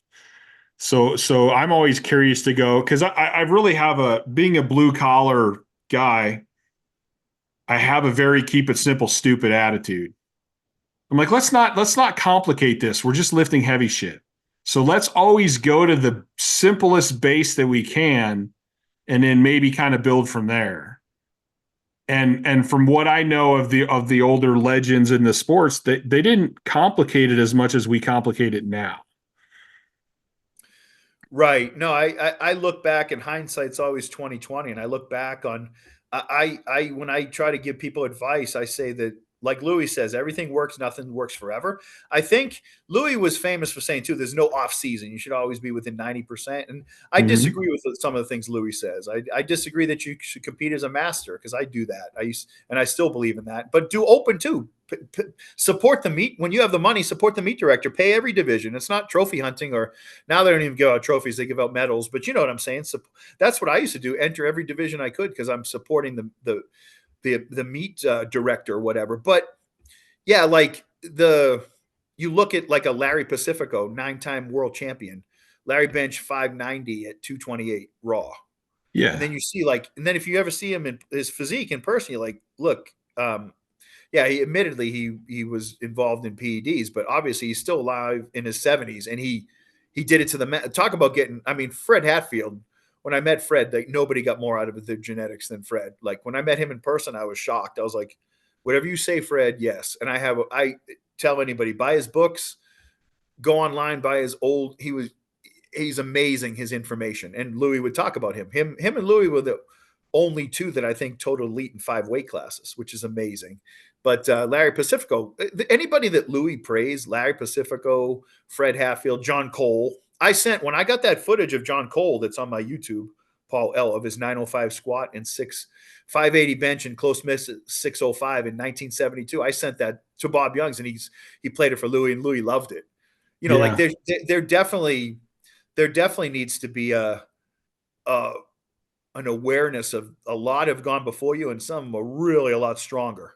You know, Yeah. don't take an ego bite. And now, back then there was no strongman. So strongman is definitely, you know, my friend Willie Wessels that runs USS, he's done 1,000 strongman competitions in the last 20 years, and it's growing.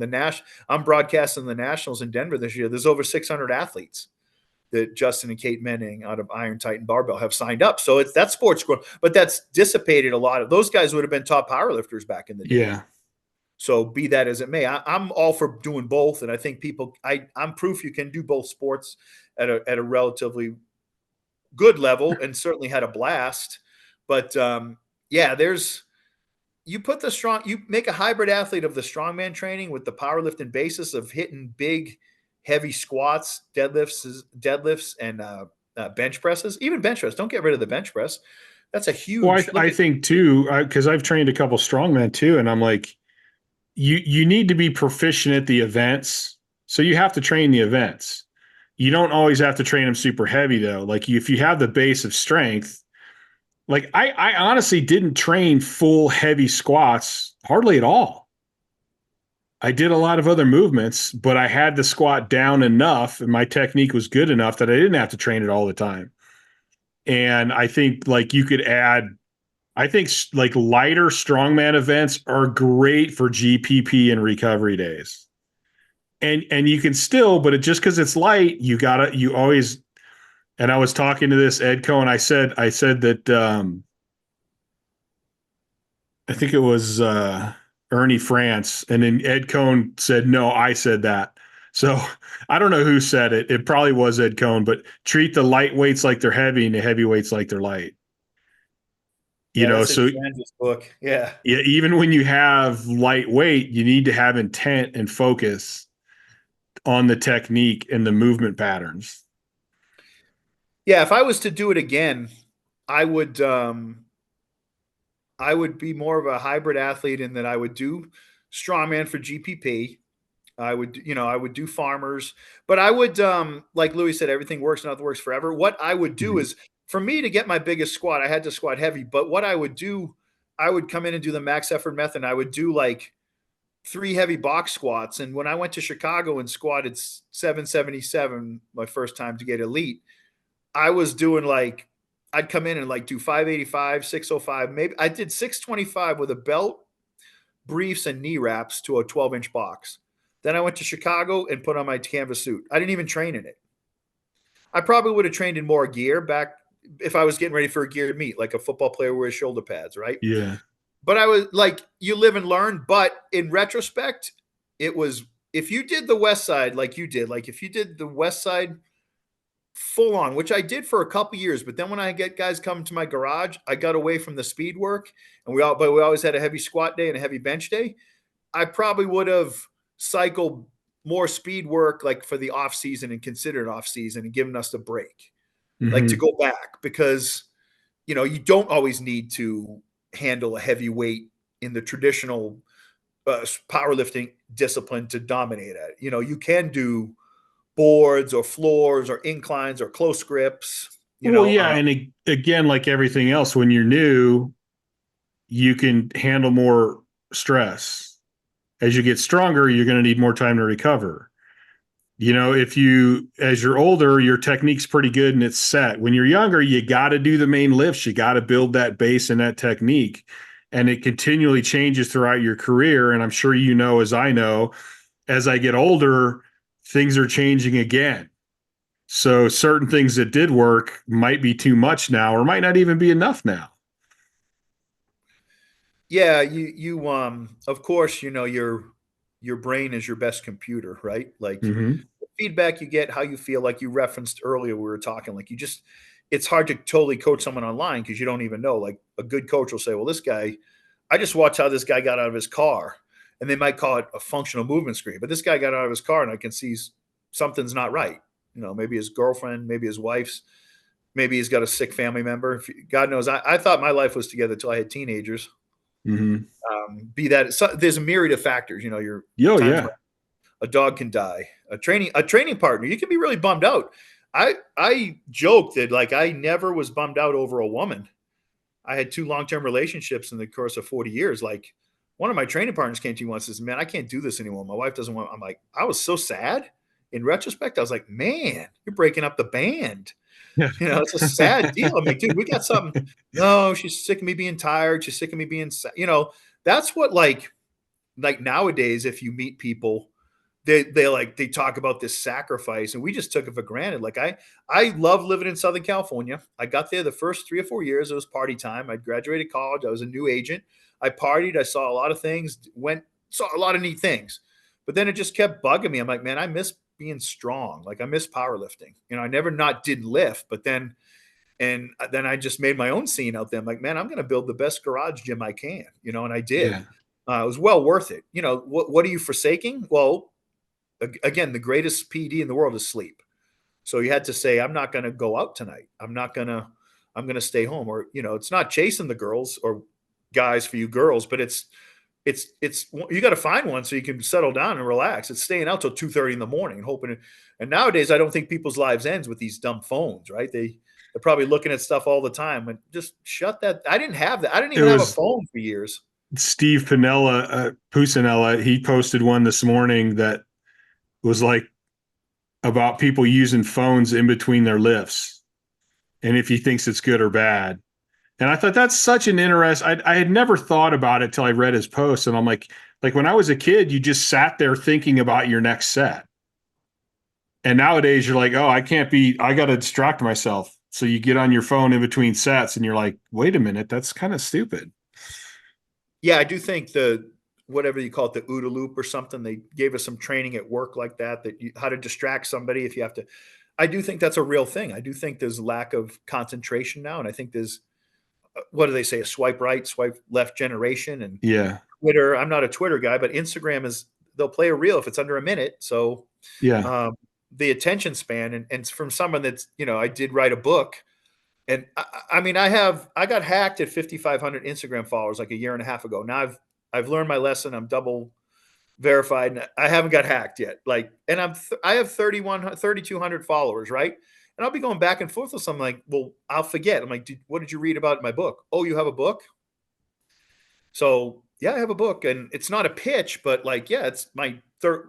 When I wrote that, it was 30 something years of experience, and other people like I read at night before bed, and I read 1,000 things, Chad, before I thought I had the right to write one thing. Right. And like nowadays, everybody has an opinion, everybody matters. Yeah, I do think there's a huge distraction.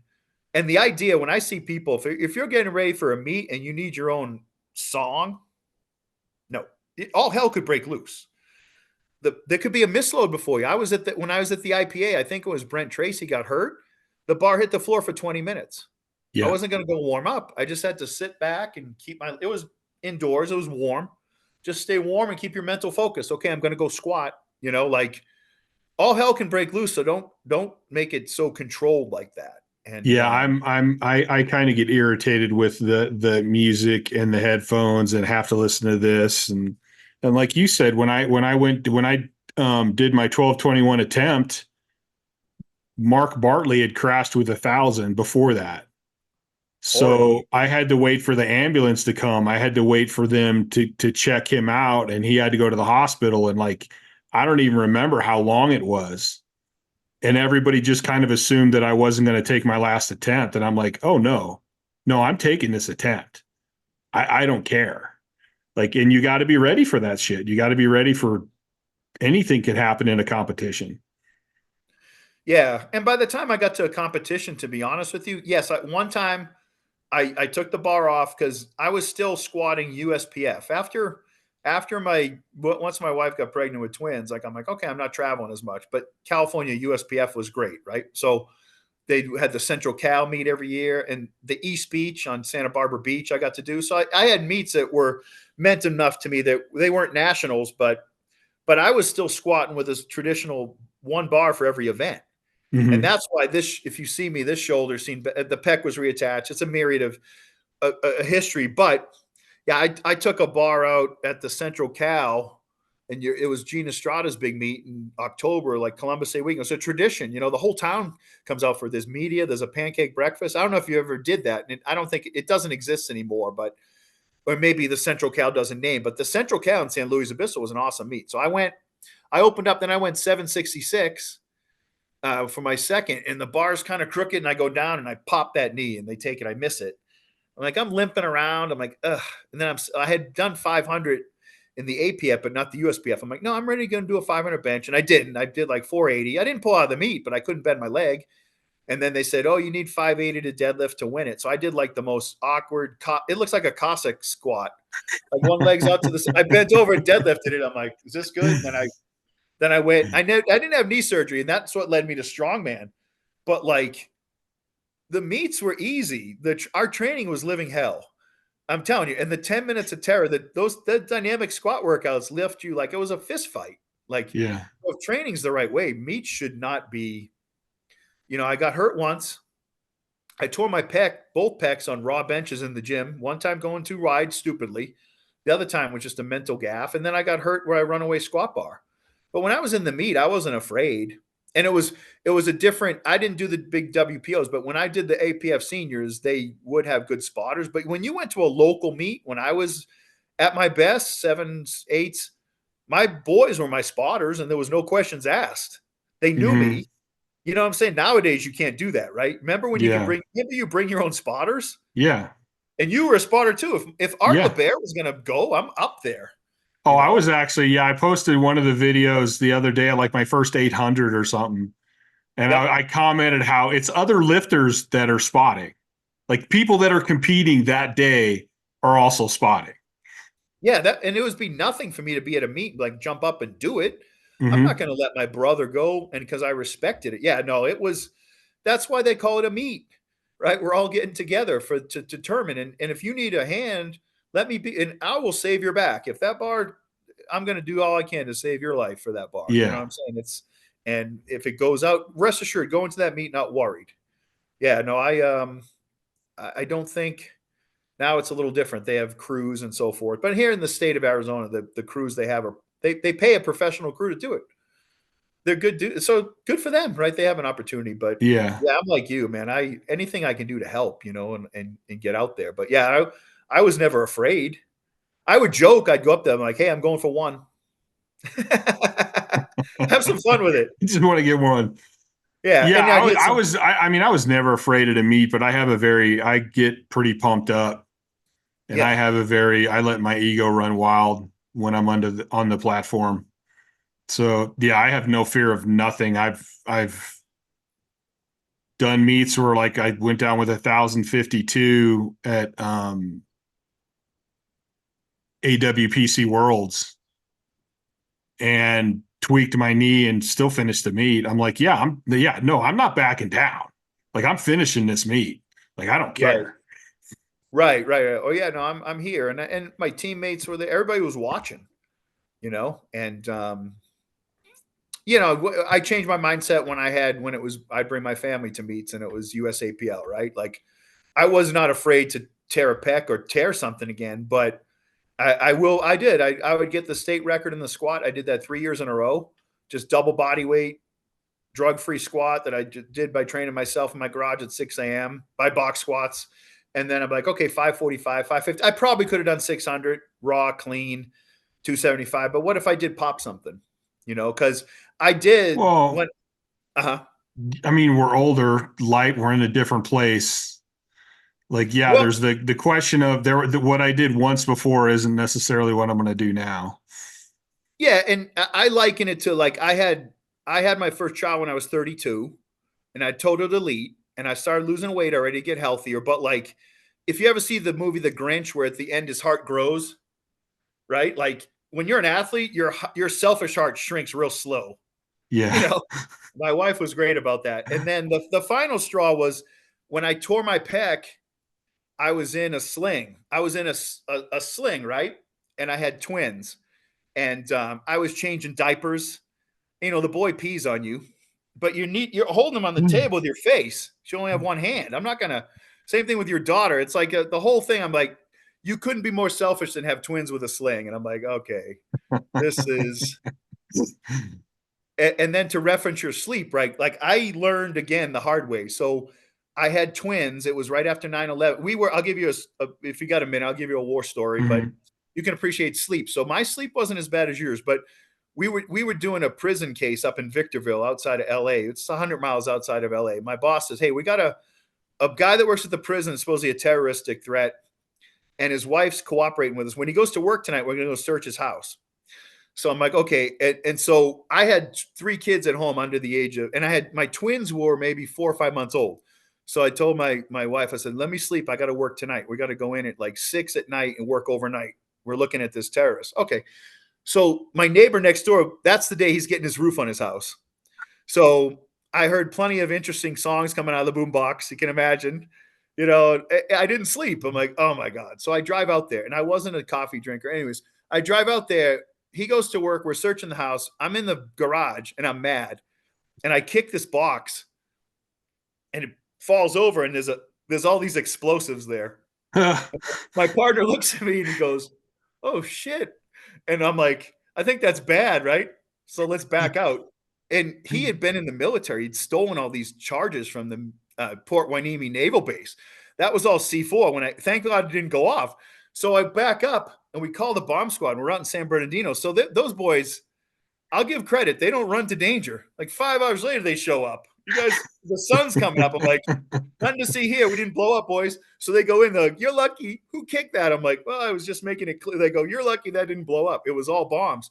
So I'd been up like 24 hours, and it was like the sun was coming up. It was the fall, and everyone I was working with was like, hey, let's go to Denny's. You need some coffee. I go, nope. So I started driving home over the Grapevine, and I fell asleep.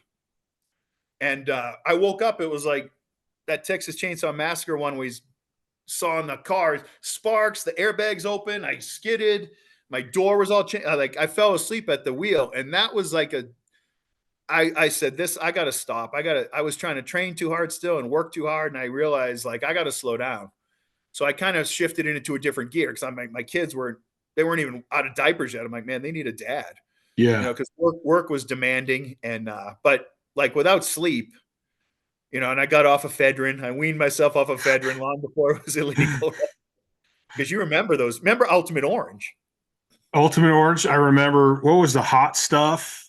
Oh yeah. But there was one that like the first hydroxy cut, which was supposed to lean you out, but I didn't give 2 shits about the leaning out part. I'm like, dude, if I pop like 5 of these, I have great training sessions. Yeah, I never did anything illegal, but anything over the counter, you thought, oh, this would be fine. Good Lord, what was in that stuff? Now they've saved us from ourselves. Well, Because you used to be able to get GHB, which is basically the date rape drug, at GNC.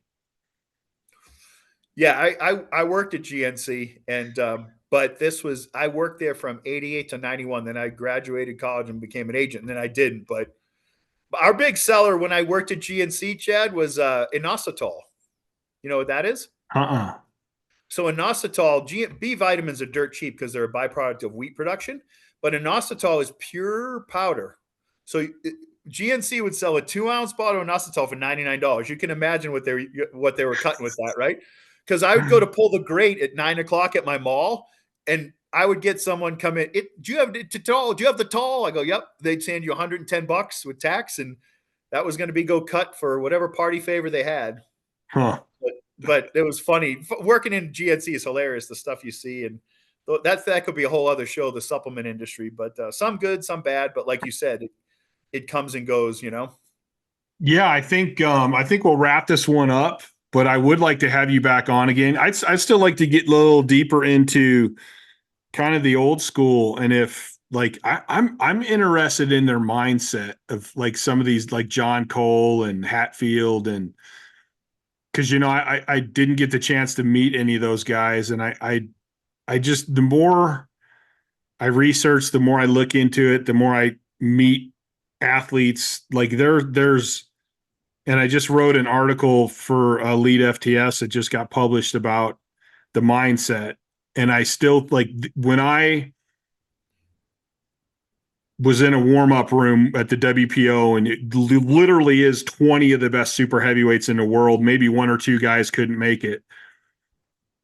The one common ground was their mindsets. Like, they all had this mindset of like, no, I'm going to get where I want to go, period. And I think that I'm just curious to see if that followed through to all these old legends in the sport as well. Yeah, let's do that. Let's do volume 2. Like I told you, I'm getting ready to go to the Nationals. I'm looking forward to this. Has been an honor to be on. We can do this regularly.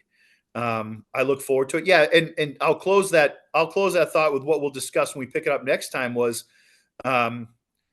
every strong person I've ever met. And like my garage was a synthesis of different mindsets, from Brian Meek to Art LeBaire to young Josh Bryant. And the internet was just taking off, but we were getting information. There were 3 powerlifting magazines, but every strong person I ever met believed in wholeheartely what they were doing. They had a belief beyond. Now, if they might show up at contests and it might not have gone their way, but they certainly believed how they got there. They were like, they believed what they were doing worked 100%. And that's huge. They believed in themselves to the point of, I loved cocky and arrogant if you earned it. If I saw you, some of the things I heard on the platform, yeah, you guys all think you're all judges, but you're just witnesses to my greatness. I would be like, ooh, what a set. I don't want to tell you who said, I'm like, what a set, not profane. They can't kick them off. I'm like, I like that. That's awesome. That. So, let's pick that up next time, and we'll talk. And I appreciate this, Chad. You do great work keeping the old people like me. They're just a huge fan. Again, if I had a tagline, it was like, man, there were a lot of people stronger than me, but nobody had more fun. Yeah. And I love being around strong people. I look up to people such as yourself, and I appreciate what you're doing. And this is an honor. And I look forward to volume 2. I was honored to have you on. I look forward to the next one too. All right, sir. Thanks for being on.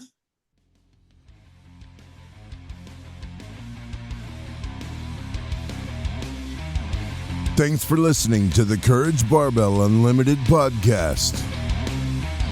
For more information, please visit couragebarbell.com. Until next time.